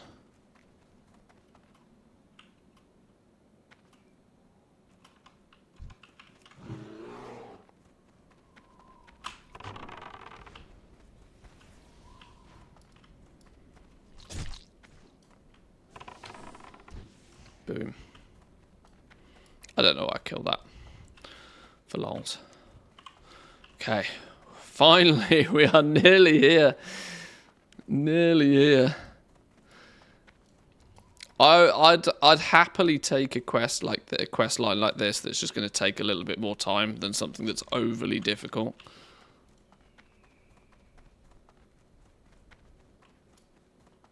You know, the funny thing is I think I've even had this quest in my quest log previously, but had just never done anything about it. Time is money, friend.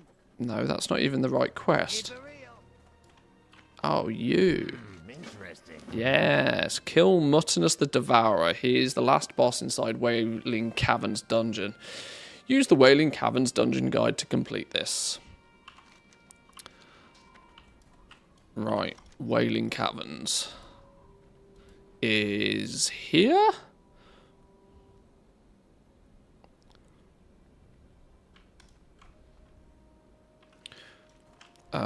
Is this another running simulator? This is yet another running simulator. Do I need anything from Wailing Caverns? That's a good question. Yes. Yes. Yes. Oh my god, I need loads from Wailing Caverns.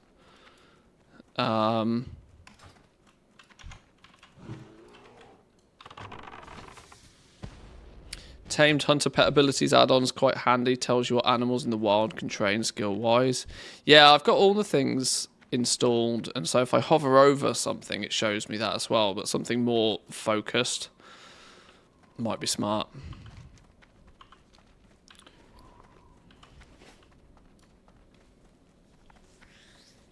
Does anybody want to go do a Wailing Caverns run then? It doesn't really matter what level you are as long as you can pew things and not die. What's the suggested for Wailing Caverns? It's one of the early ones, isn't it? So I should imagine everybody can turn up if they want to. Yeah, 17. I would probably say 17 minimum. Well, you have to be 17 minimum to get in. But if there's anybody that wants to do a Wailing Caverns run, we can do.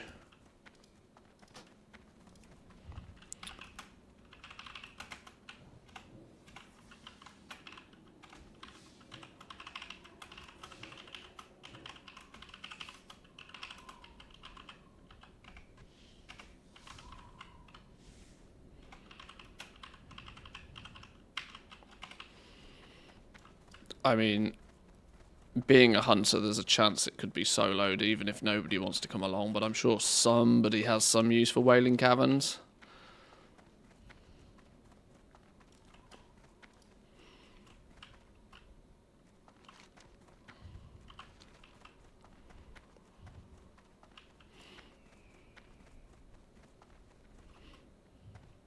I'm 16 and a half.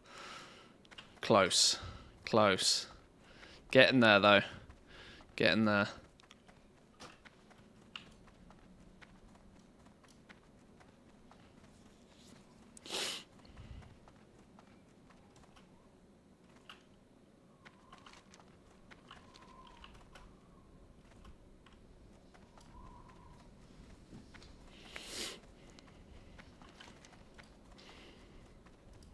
Is there a flight path anywhere around here I can claim? I remember one of these had a flight path somewhere.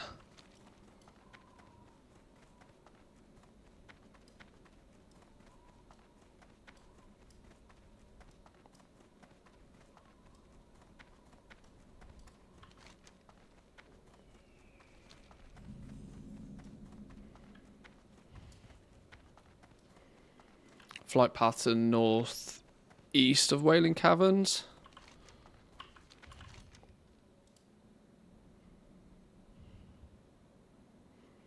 Other than Ratchet. I wonder if I've got Ratchet's flight path. It might be worth checking. Looks like there's probably a quest we get from there anyway.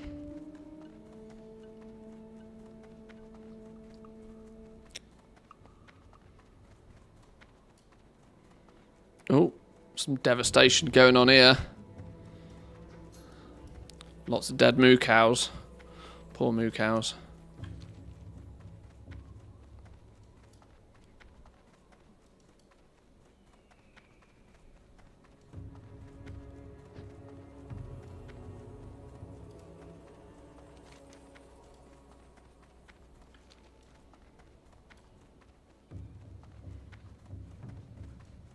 Still feels so odd to spend so much time on foot running. Not even on a mount. You don't go anywhere on retail that's further than this tree on foot. It's such a weird feeling to be running around all the time.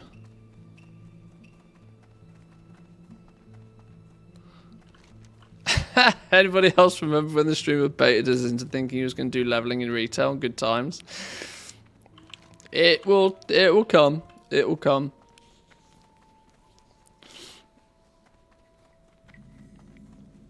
That was only, to be honest, that was only ever going to be a if in doubt thing. Because I do not suspect that running the same dungeon 500 times is going to be interesting for me or anybody else particularly. Half the reason why I wanted to multi-box it, just to get it done.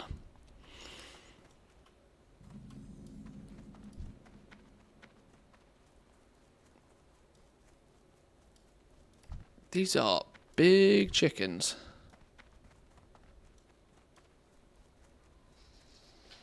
I started it again. It's amazing. Are you going for a second BattleNet account? Is that what you're up to now? Oh, hang on. Hang on. This is problematic. I mean, I'm going to just run straight through them, but this is problematic. Can we sneaky around the edge, maybe?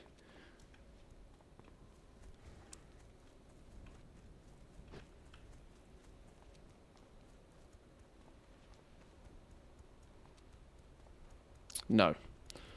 Then we run straight through the middle, and we hope. We run straight through the middle, and we hope. Get off me with your big swingy swings.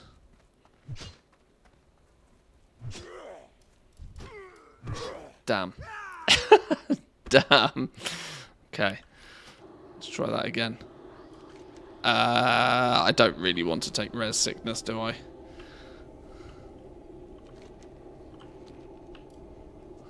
Hardcore delete character. God, can you imagine?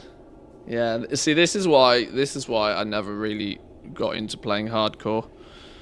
So I wouldn't last out the starting zone, honestly.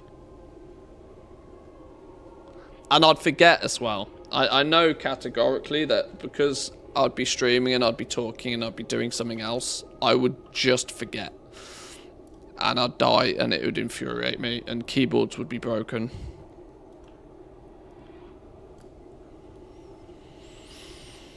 I like the concept of hardcore. I think it's enough of a twist to make like the game feel very different.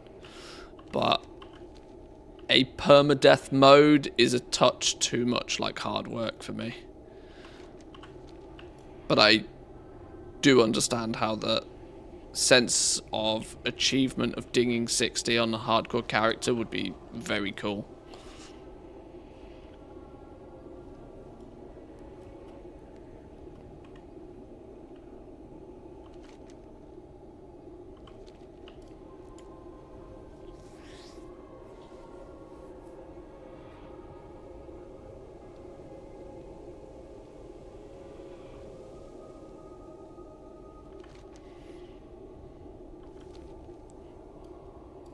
Highest I got to was 33. Died to a DC.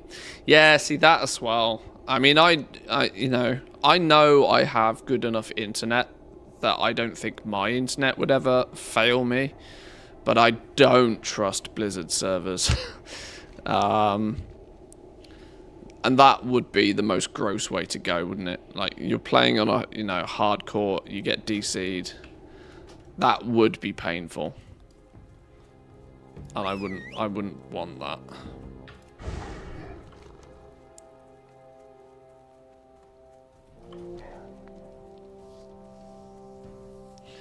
Hardcore on an online game's too risky for me. Any interruptions and you're done. Yeah. Yeah, if it's a single player game and it's localized and you're not an always on requires internet hardcore thing is always... I never play, like in Diablo and stuff, I've never played hardcore. There are some people that like, oh, you're not even playing the game unless you're playing on hardcore, and I kind of get it. I understand that perspective, but for me personally, no, it doesn't float my boat. Let me take a run over to Ratchet because I actually don't know if I've got the flight path over there.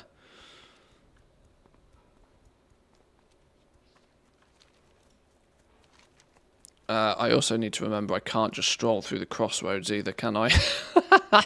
I mean, I could. Might not last very long.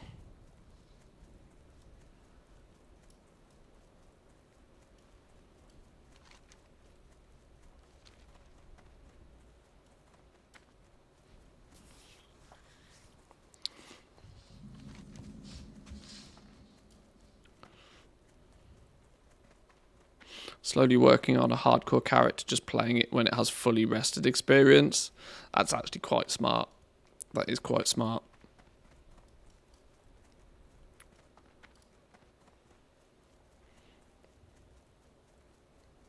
Should stable Paddington grab a Scorpid while over here? That's not a bad move. That is wise words.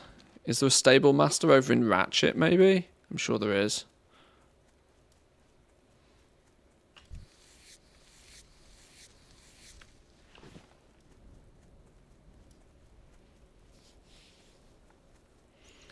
Get a Scorpid leveled up. Get him some skills.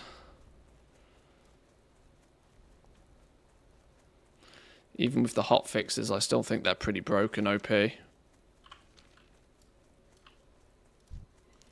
not get too close to you guys. Give you a wide berth.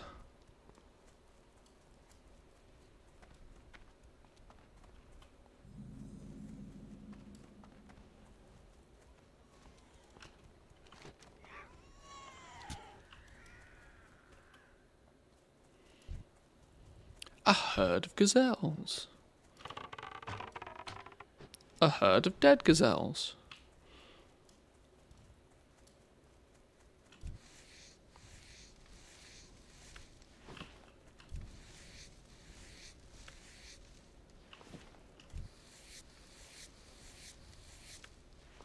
Farmed it so it's free. Farmed it so it's free. I need that on a t-shirt. I absolutely need that on a t-shirt. It's borderline my catchphrase nowadays. It shouldn't be, because it should be blatantly obvious that it's a lie. But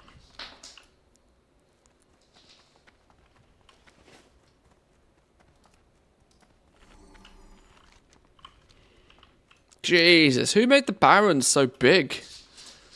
And, well, Baron. Flipping zone's monstrous.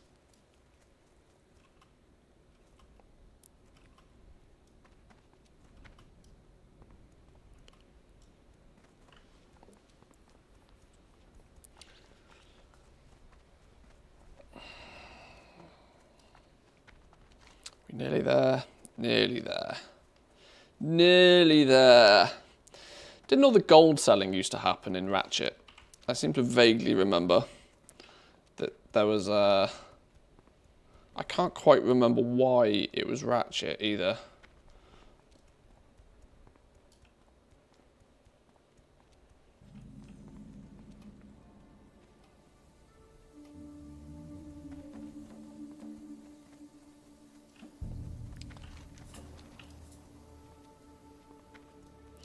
I vaguely remember the rumours were if you were to sell your gold to some dodgy third-party website, the trade would happen down here. I can never remember why.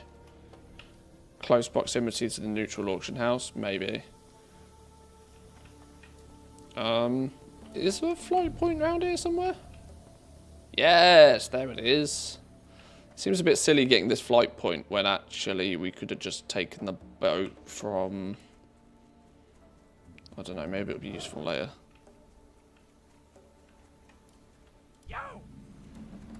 Okay.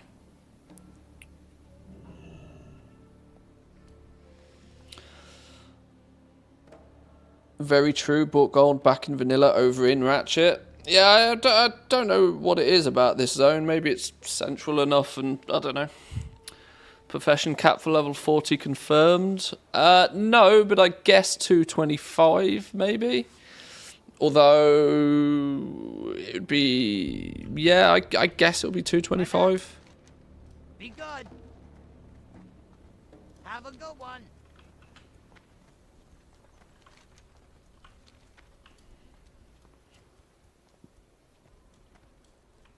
Time is money, friend.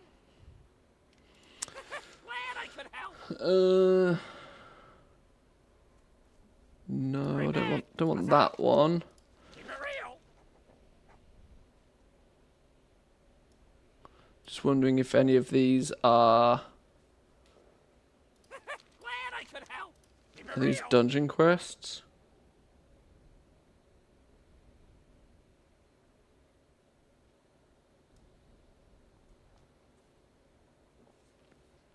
It's weirdly worth doing these quests just for the gold, though. These are... Oh, maybe these are RFK quests.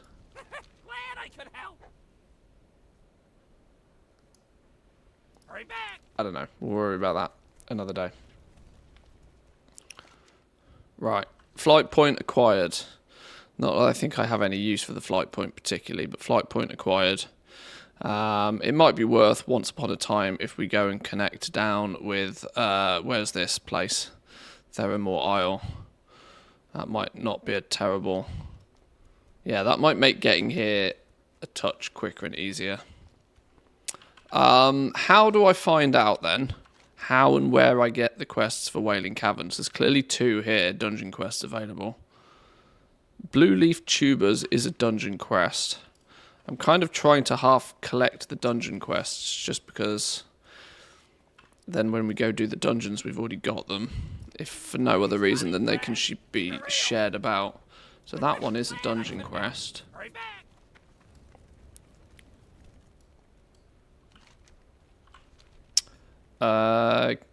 Go up the mountain, drop down on the skull, and fall into the little hole above the dungeon.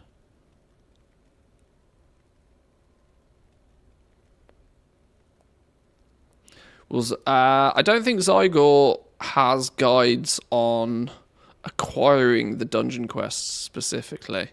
You have dungeon guides in Zygor.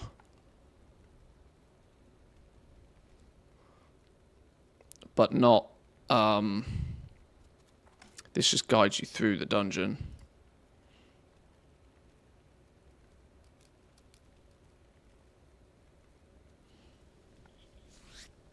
Let's have a quick look here. At the bottom it should have a Wailing Caverns quest guide.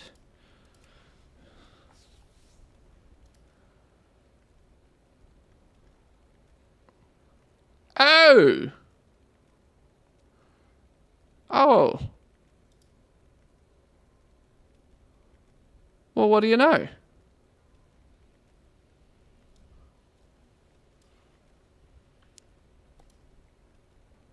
Well, check me out. Happy. Yo, keep it real. Hurry back.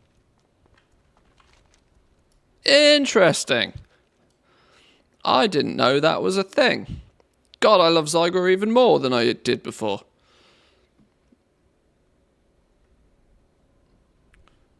Quickly cross-checking then with Wowhead. All Wailing Caverns dungeon quests. Below is a list of all of the available Wailing Caverns dungeon quests in Classic WoW, as well as minimum item level requirements. Quests that can be picked up as soon as you reach their quest giver. You've got Deviate Hide, Trouble at the Docks, Deviate Eradication, and Serpent Bloom. Horde only. Quests that are part of a chain. Smart Drinks starts with Raptor Horns, which is what Zygor's told us to pick up here. Leaders of the Fang, which is a Horde-specific one, and then one that is started within the dungeon called the Glowing Shard. Ha! Very clever. Okay. I approve. Nifty little feature I discovered about 6 months back when I first started doing Classic. Yeah, I completely had glossed over that. I had never scrolled down. That's clearly where my problem was. I was like, oh, you know, our stuff is here. I'd never scrolled down.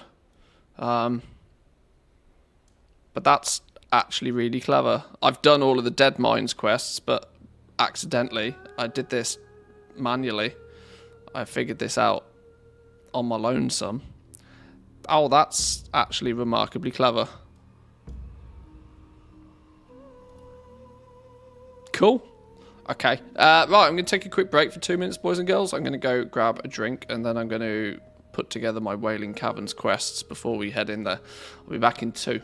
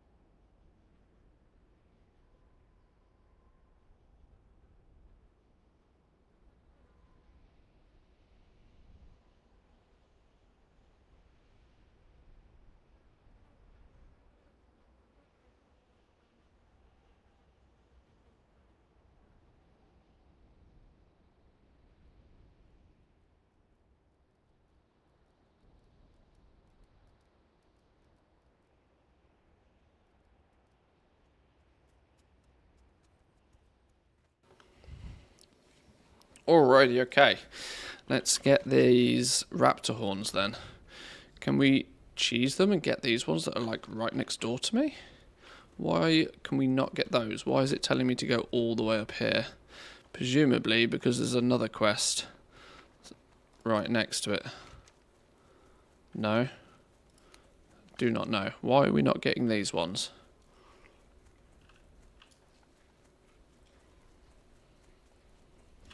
Maybe it's a drop rate or a level thing.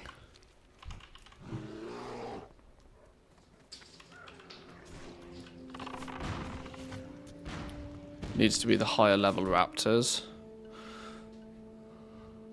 Questy seems to assume that these ones closer might work. I'll try them out. We'll try them out. Maybe Zygo is doing it on the basis of that you're lower level. And actually the higher level raptors, it's not suggesting you kill, even though they do exist.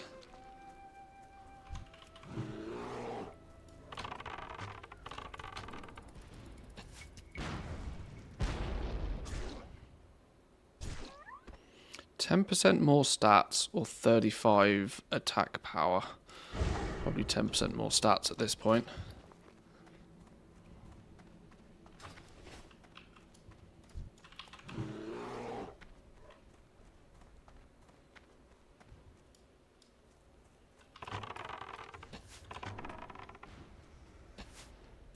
Oh my god, we absolutely slap already. And I've got basically no gear.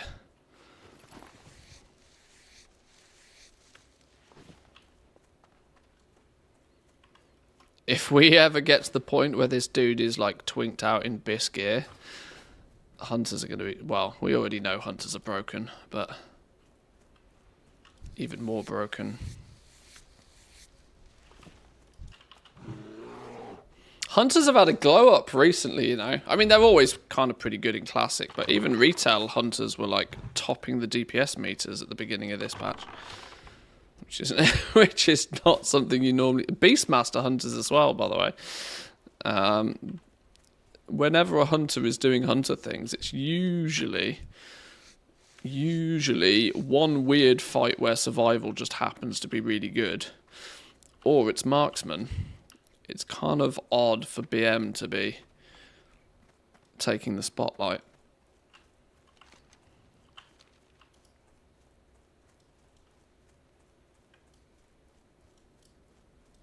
Oh no, there's another hunter doing hunter things. Get off my raptors. Or is there? Yeah, there is, look.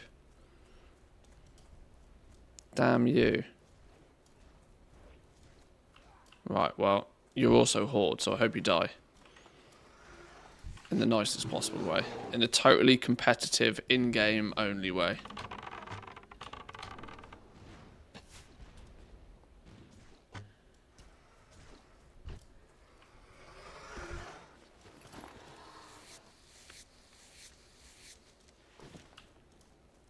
Ah, these ones don't count, look. These little baby ones don't count. Okay, I now start to see why Zygor said to go up there. Because there's clearly not enough down here. I see.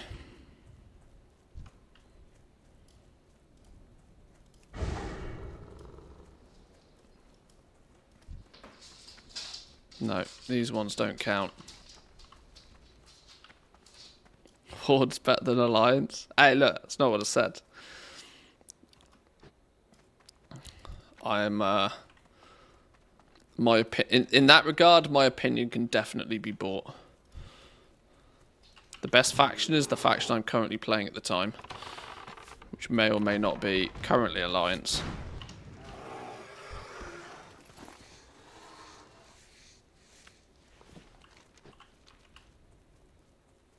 They also don't look like fun. Let's give them a wide berth.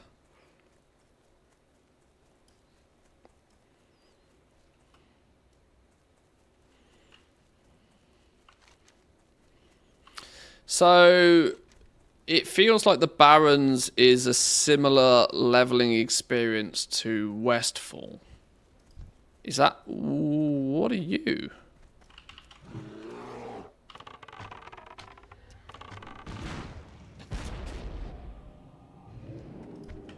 Hello? What are you? It's just instantly respawn there every time? The hell is that? An illusion of the barren land. Genuinely don't think I've ever seen that before in my life. Is that got something to do... That must have something to do with a quest or something, surely, right? Oh, it's for the Shaman Rune? Ah, okay. I assume that must have something... Whoa, hello, what are you? Oh, you're fine. Let's not get too close to you either.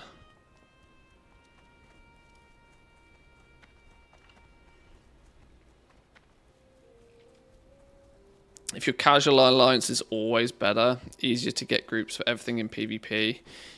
If you love PvP and have a guild or friends, Horde then becomes better. I think you are mostly right with that, yeah.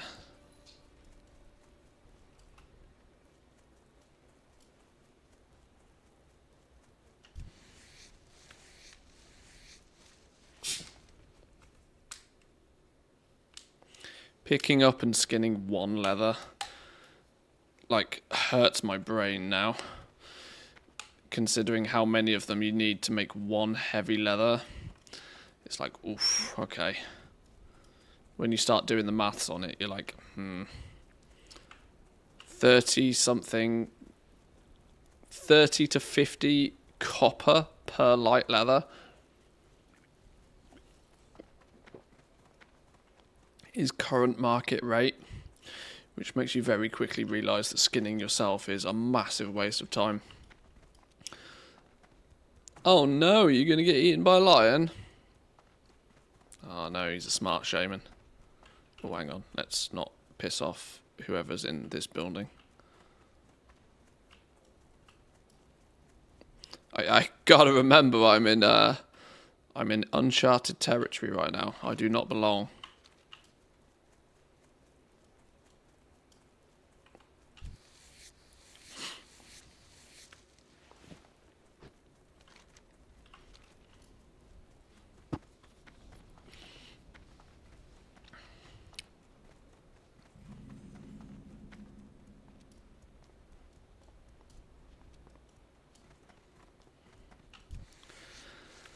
Alliance is also better for casuals and retail as well. Horde is horrible in all versions if you're casual. Is it though? What really makes it substantially better in retail? I mean the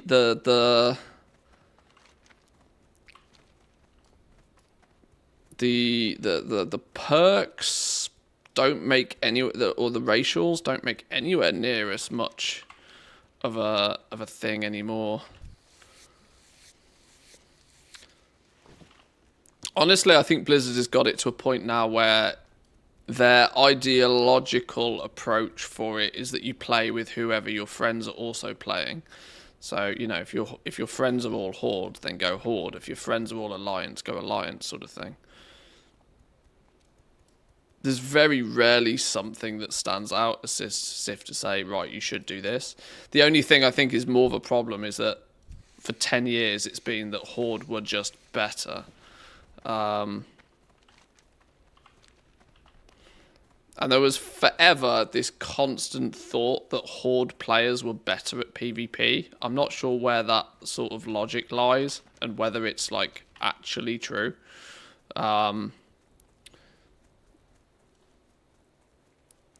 So if you are into PvP, Horde was always the better route. But like I said, I can't justify that because it feels a bit like a myth to me. It feels a little bit sort of, oh, well, they would say that because there's more of them sort of thing. Alright, raptors, here we go.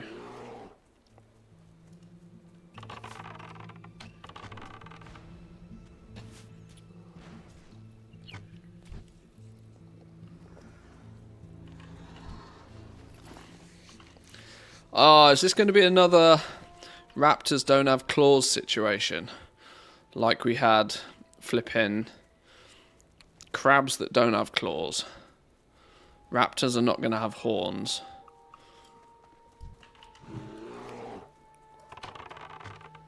What else did we have?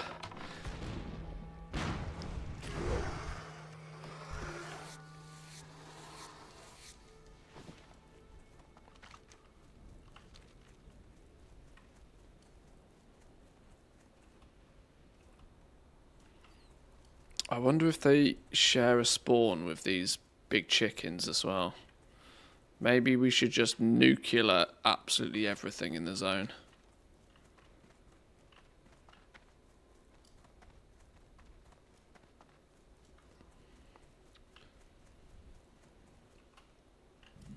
Yeah, let's just nuke everything.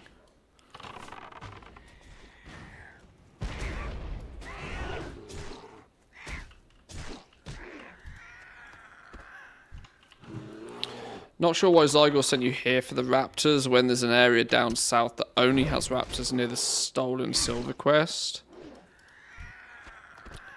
You mean this entire area here? I'm not sure why it specifically sent me up here to these ones. I have trust in Zygor though. He rarely fails me. But you're right, it does seem that since the quest is down here, like here or here might have been a better solution, but...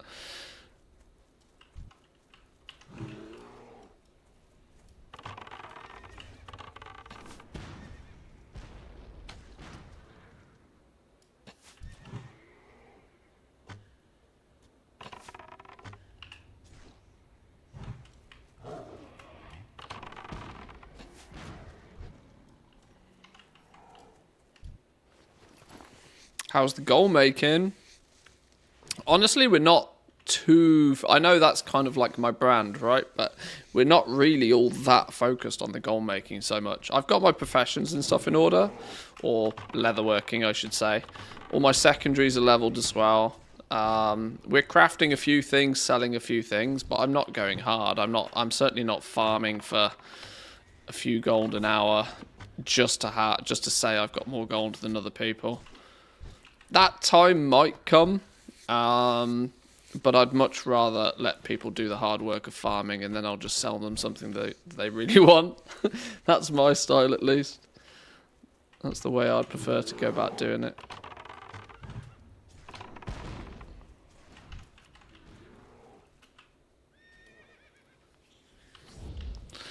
When will realm and faction changes go on sale? Going back to the Alliance...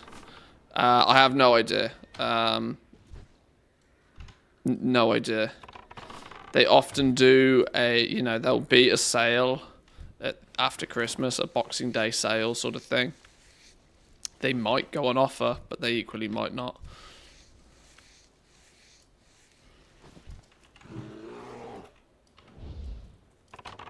I have zero insider knowledge on stuff like that. There we go, there's another one. Number 2.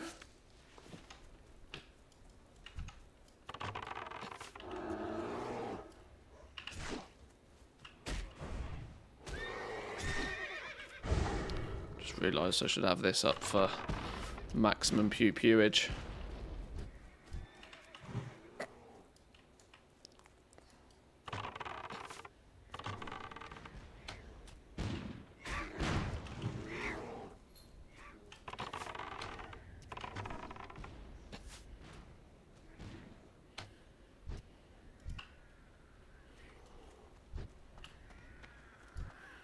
Raptor, come to me.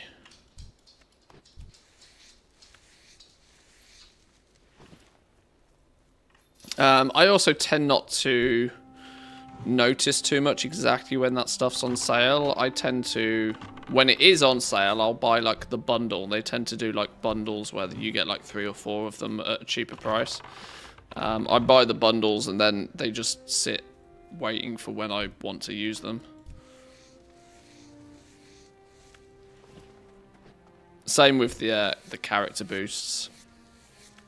They were doing 2 character boosts for... Was it 2 or... I think it was 2 character boosts for 100 euros. Which was not a default thing. I know it's a default thing now, but it wasn't always a default thing. I bought a bunch of those when I thought they were on offer.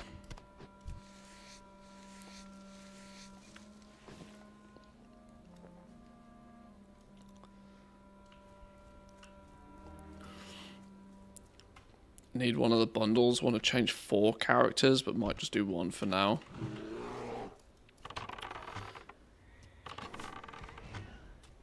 I mean, if you're doing it with gold, they're free anyway, right?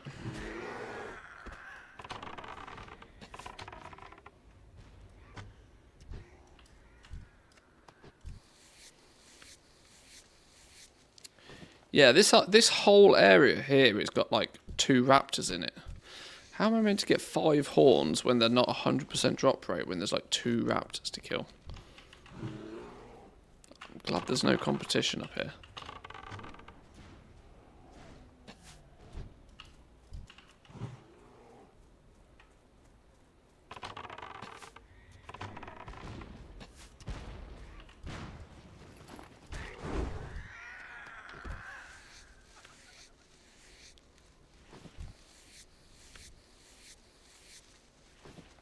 I'm even skinning everything, just desperately hoping that some will respawn. I'm kind of waiting for respawns anyway.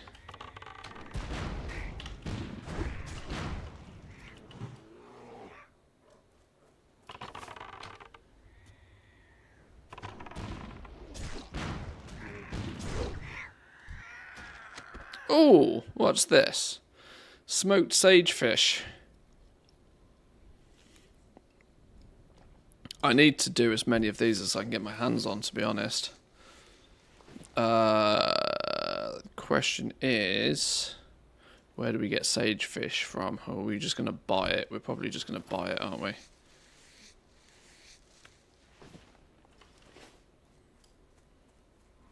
A raptor, come to me. Has anybody figured out a smart way of actually farming those box things? I know it's a touch difficult for you to go out and farm a bunch of them in an optimal way because you can only carry 1 at a time, which I think is an interesting choice, but I guess it slows people's progress down with them.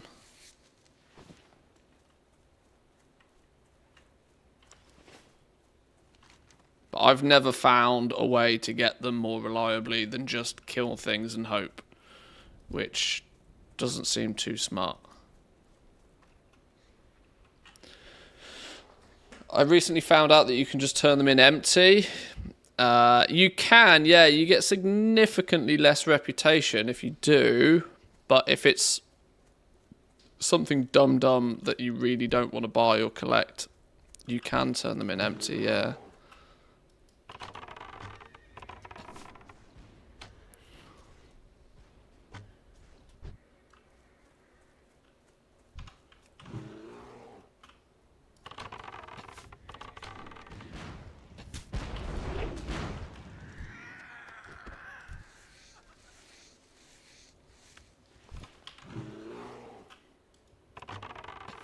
I'm not even convinced that these share a respawn at this point.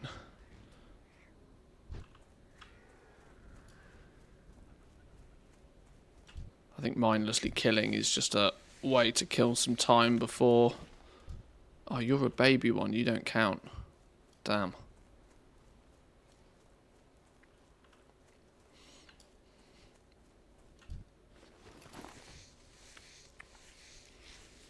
There's some spots people have found. You run around and loot chests that have a high drop rate for those boxes. Apparently you can get honoured in about 4 hours by doing that. Oh, so you do it by treasure chest farming. That's the smart way to do it, actually, yeah. That, okay, yeah, that starts to sound more sensible, actually. Because, yeah, treasure chests probably have a much higher chance of dropping them. Interesting. Need a easy to access treasure route.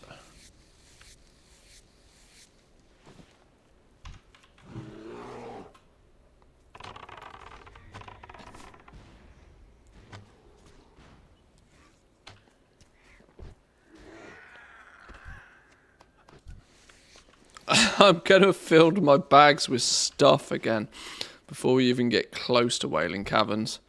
I might not get Wailing Caverns done now, you know. I was not expecting to get waylaid picking up so many quests first. But it seems the smart thing to do to get the quests before we head in there.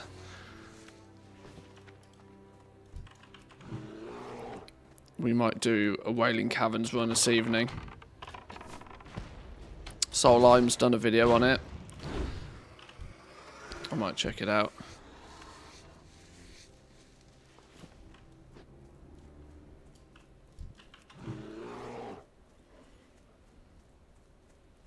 Classic squirrels take 5 times longer than... That's true. Yeah, you need to be careful. You need to learn to ignore some of the squirrels, actually. It would be vastly advantageous to ignore some of the squirrels on Classic. Because everything is slower, even the squirrels. And when we got flipping warlocks stealing my stuff over here.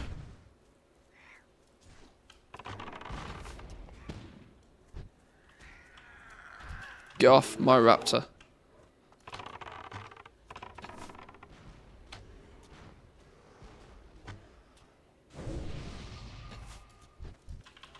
Get off my raptor.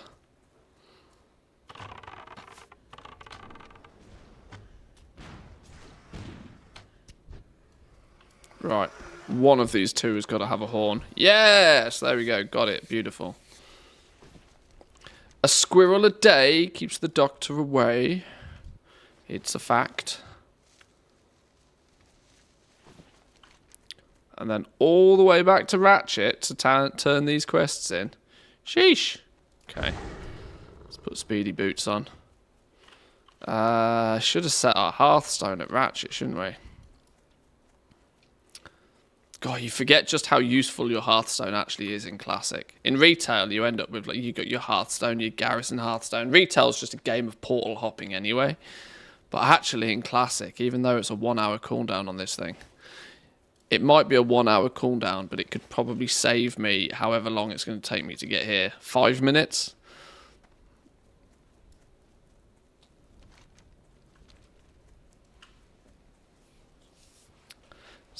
Spent a day doing half a squirrel yesterday. Yeah. I couldn't even think about playing video games yesterday. I unfortunately had way too much of a hangover.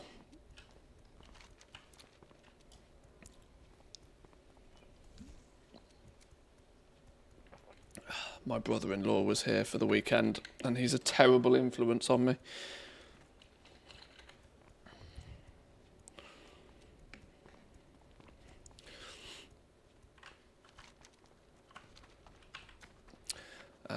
Then we get to pick up smart drinks, and I presume that's then going to be quest 1 of a handful, I guess. Barons. I've got some Stockades 1. There's still a random quest in Westfall to complete. I need to do a Stockades run as well, technically. What do you drink there up in the cold? Anything that's wet.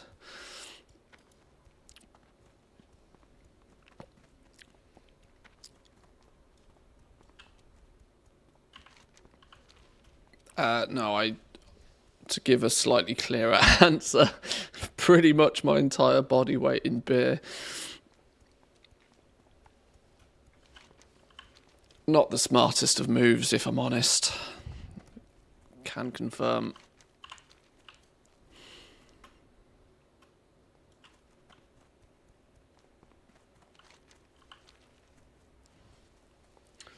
Over in Tasmania? Jesus. I mean, you literally couldn't get further away from me.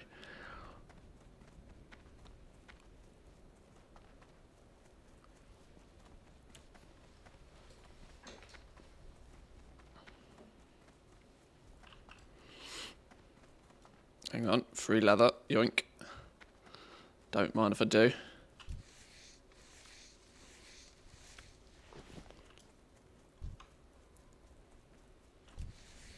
Moral of the story, don't drink too much alcohol. The side effects include Night Elf as a race. And Volpera. I know that was your choice. Stream's choice. You might be right though.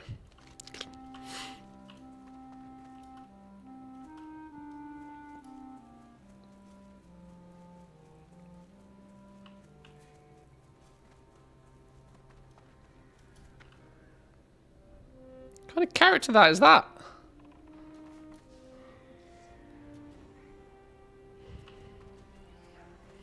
Nut roaster, troll hunter.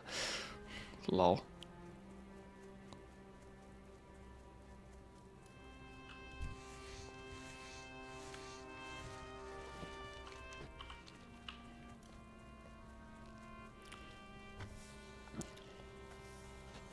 Hangover is worth it for the memories usually. Yeah, the irony is if you don't remember stuff the next day, it's like, why did you bother?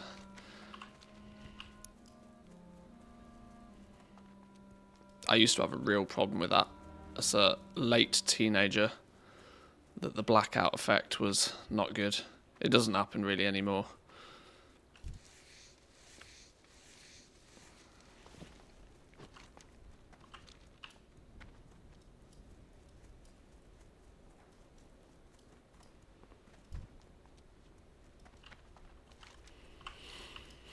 Oh, this run back takes days.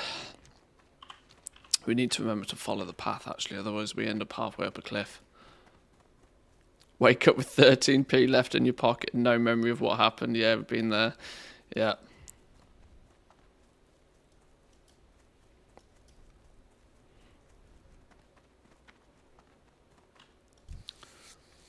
One time I woke up 200 kilometers from the place I was at the party.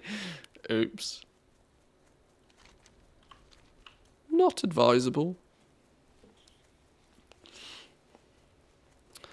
Can't stand nightclubs. If you have a good enough stereo system at home, you don't need a nightclub. First gold. Hey, rich now. Moving up in the world. I'm not that many ahead of you, to be honest. My gold total is... Well, I've practically taken 3 days off. And the game's only been out 10 days, so... I'm slacking. I'm slacking. I only played this game for 60 hours in its first week. Borderline casual.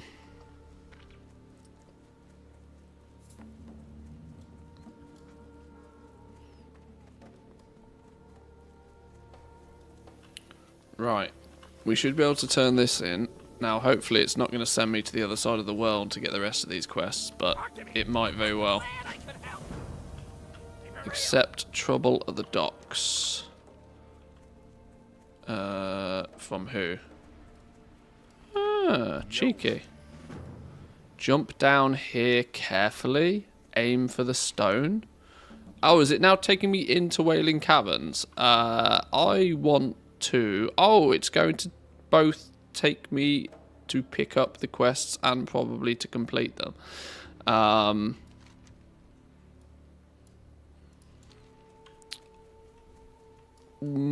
Give me a vendor then. Let me clean some bags out before we get too engrossed in this. Who be a vendor? You be a vendor.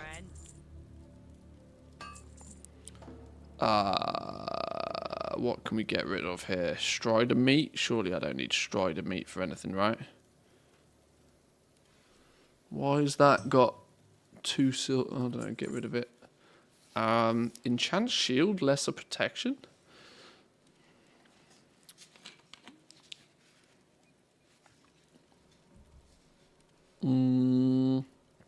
Spider goo. Get rid of spider goo. Increase your intellect by 4. Decrease your stamina by 5. See ya. Moist cornbread. Bread should never be moist. Yeasty. Barkeeper's cloak. Plus 3 stamina. Nope. See you later.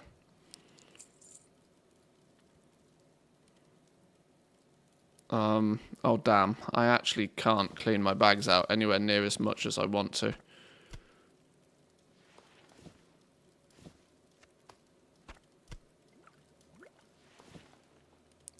I can, though, quite safely consider turning all of this leather, upskilling this leather.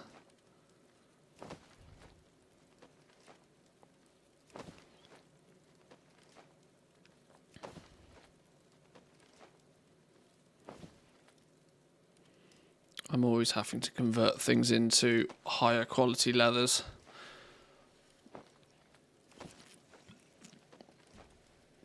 Pretty casual if streaming is your full-time job, I'd say. Well, yeah, exactly, right? Absolute casual.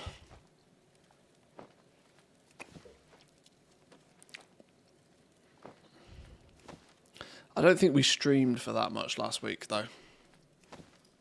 Or did I? I can always check. No. I'm sticking to my usual stream. Okay, we did stream a little bit more. But I didn't stream on Friday. I tell you what, it feels so weird having 3 days without streaming. I don't like it. I don't like it. I come back after 3 days without streaming and I'm like, oh, this all feels weird again.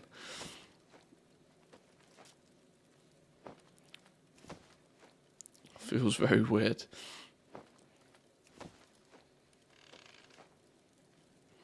We finished making medium leather yet? Oh, we got bags. There we go. Now we're talking.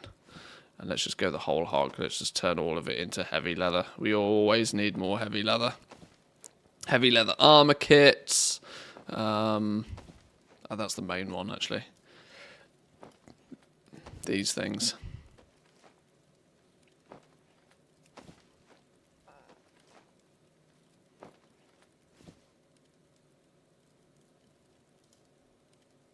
That'll do. That'll do. A little bit more space. There's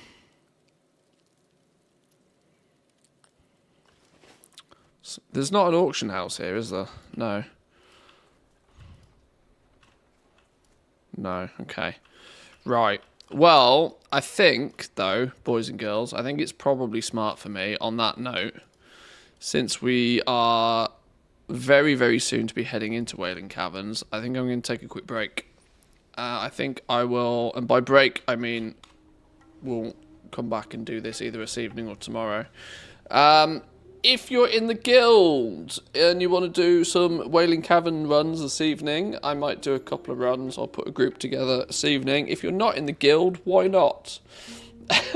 If you're not in the guild, whisper either myself or any online member of Star Schmucks over on Wild Growth EU, and we'll get stuff done. The guild is ticking along nicely. It's quite early in the day, clearly, so there's not many people on right now. But people are getting in. We're getting some levels under our belt. We're moving forward. So give anybody in Star Schmucks a whisper and they can give you an invite. There's a bank in Ratchet. Ratchet has a bank and a mailbox. I will definitely go and use those in a minute. Never Too Old resubbing with a tier 1. Appreciate it. Thank you and welcome in. Welcome, welcome. You have caught me just at the end of the stream, but appreciate the sub. We'll be back tomorrow. We'll be back tomorrow and we'll probably be doing some dungeon runs. I might try and focus on getting a bunch of this like running around collecting quests business out the way offline so that we can just smash through some dungeons, get some gear, and so on and so on. But thank you all for joining today. If you've not pressed all of the buttons, press all of the buttons. Come say hi over on the Discord and enjoy the rest of your day, boys and girls. I'll catch you next time. Peace.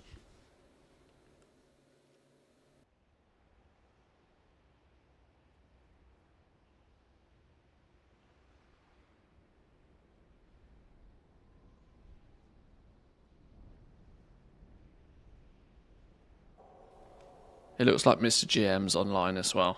He was lurking in stream earlier. We'll send you all over to Mr. GM. Go say hi to Dan.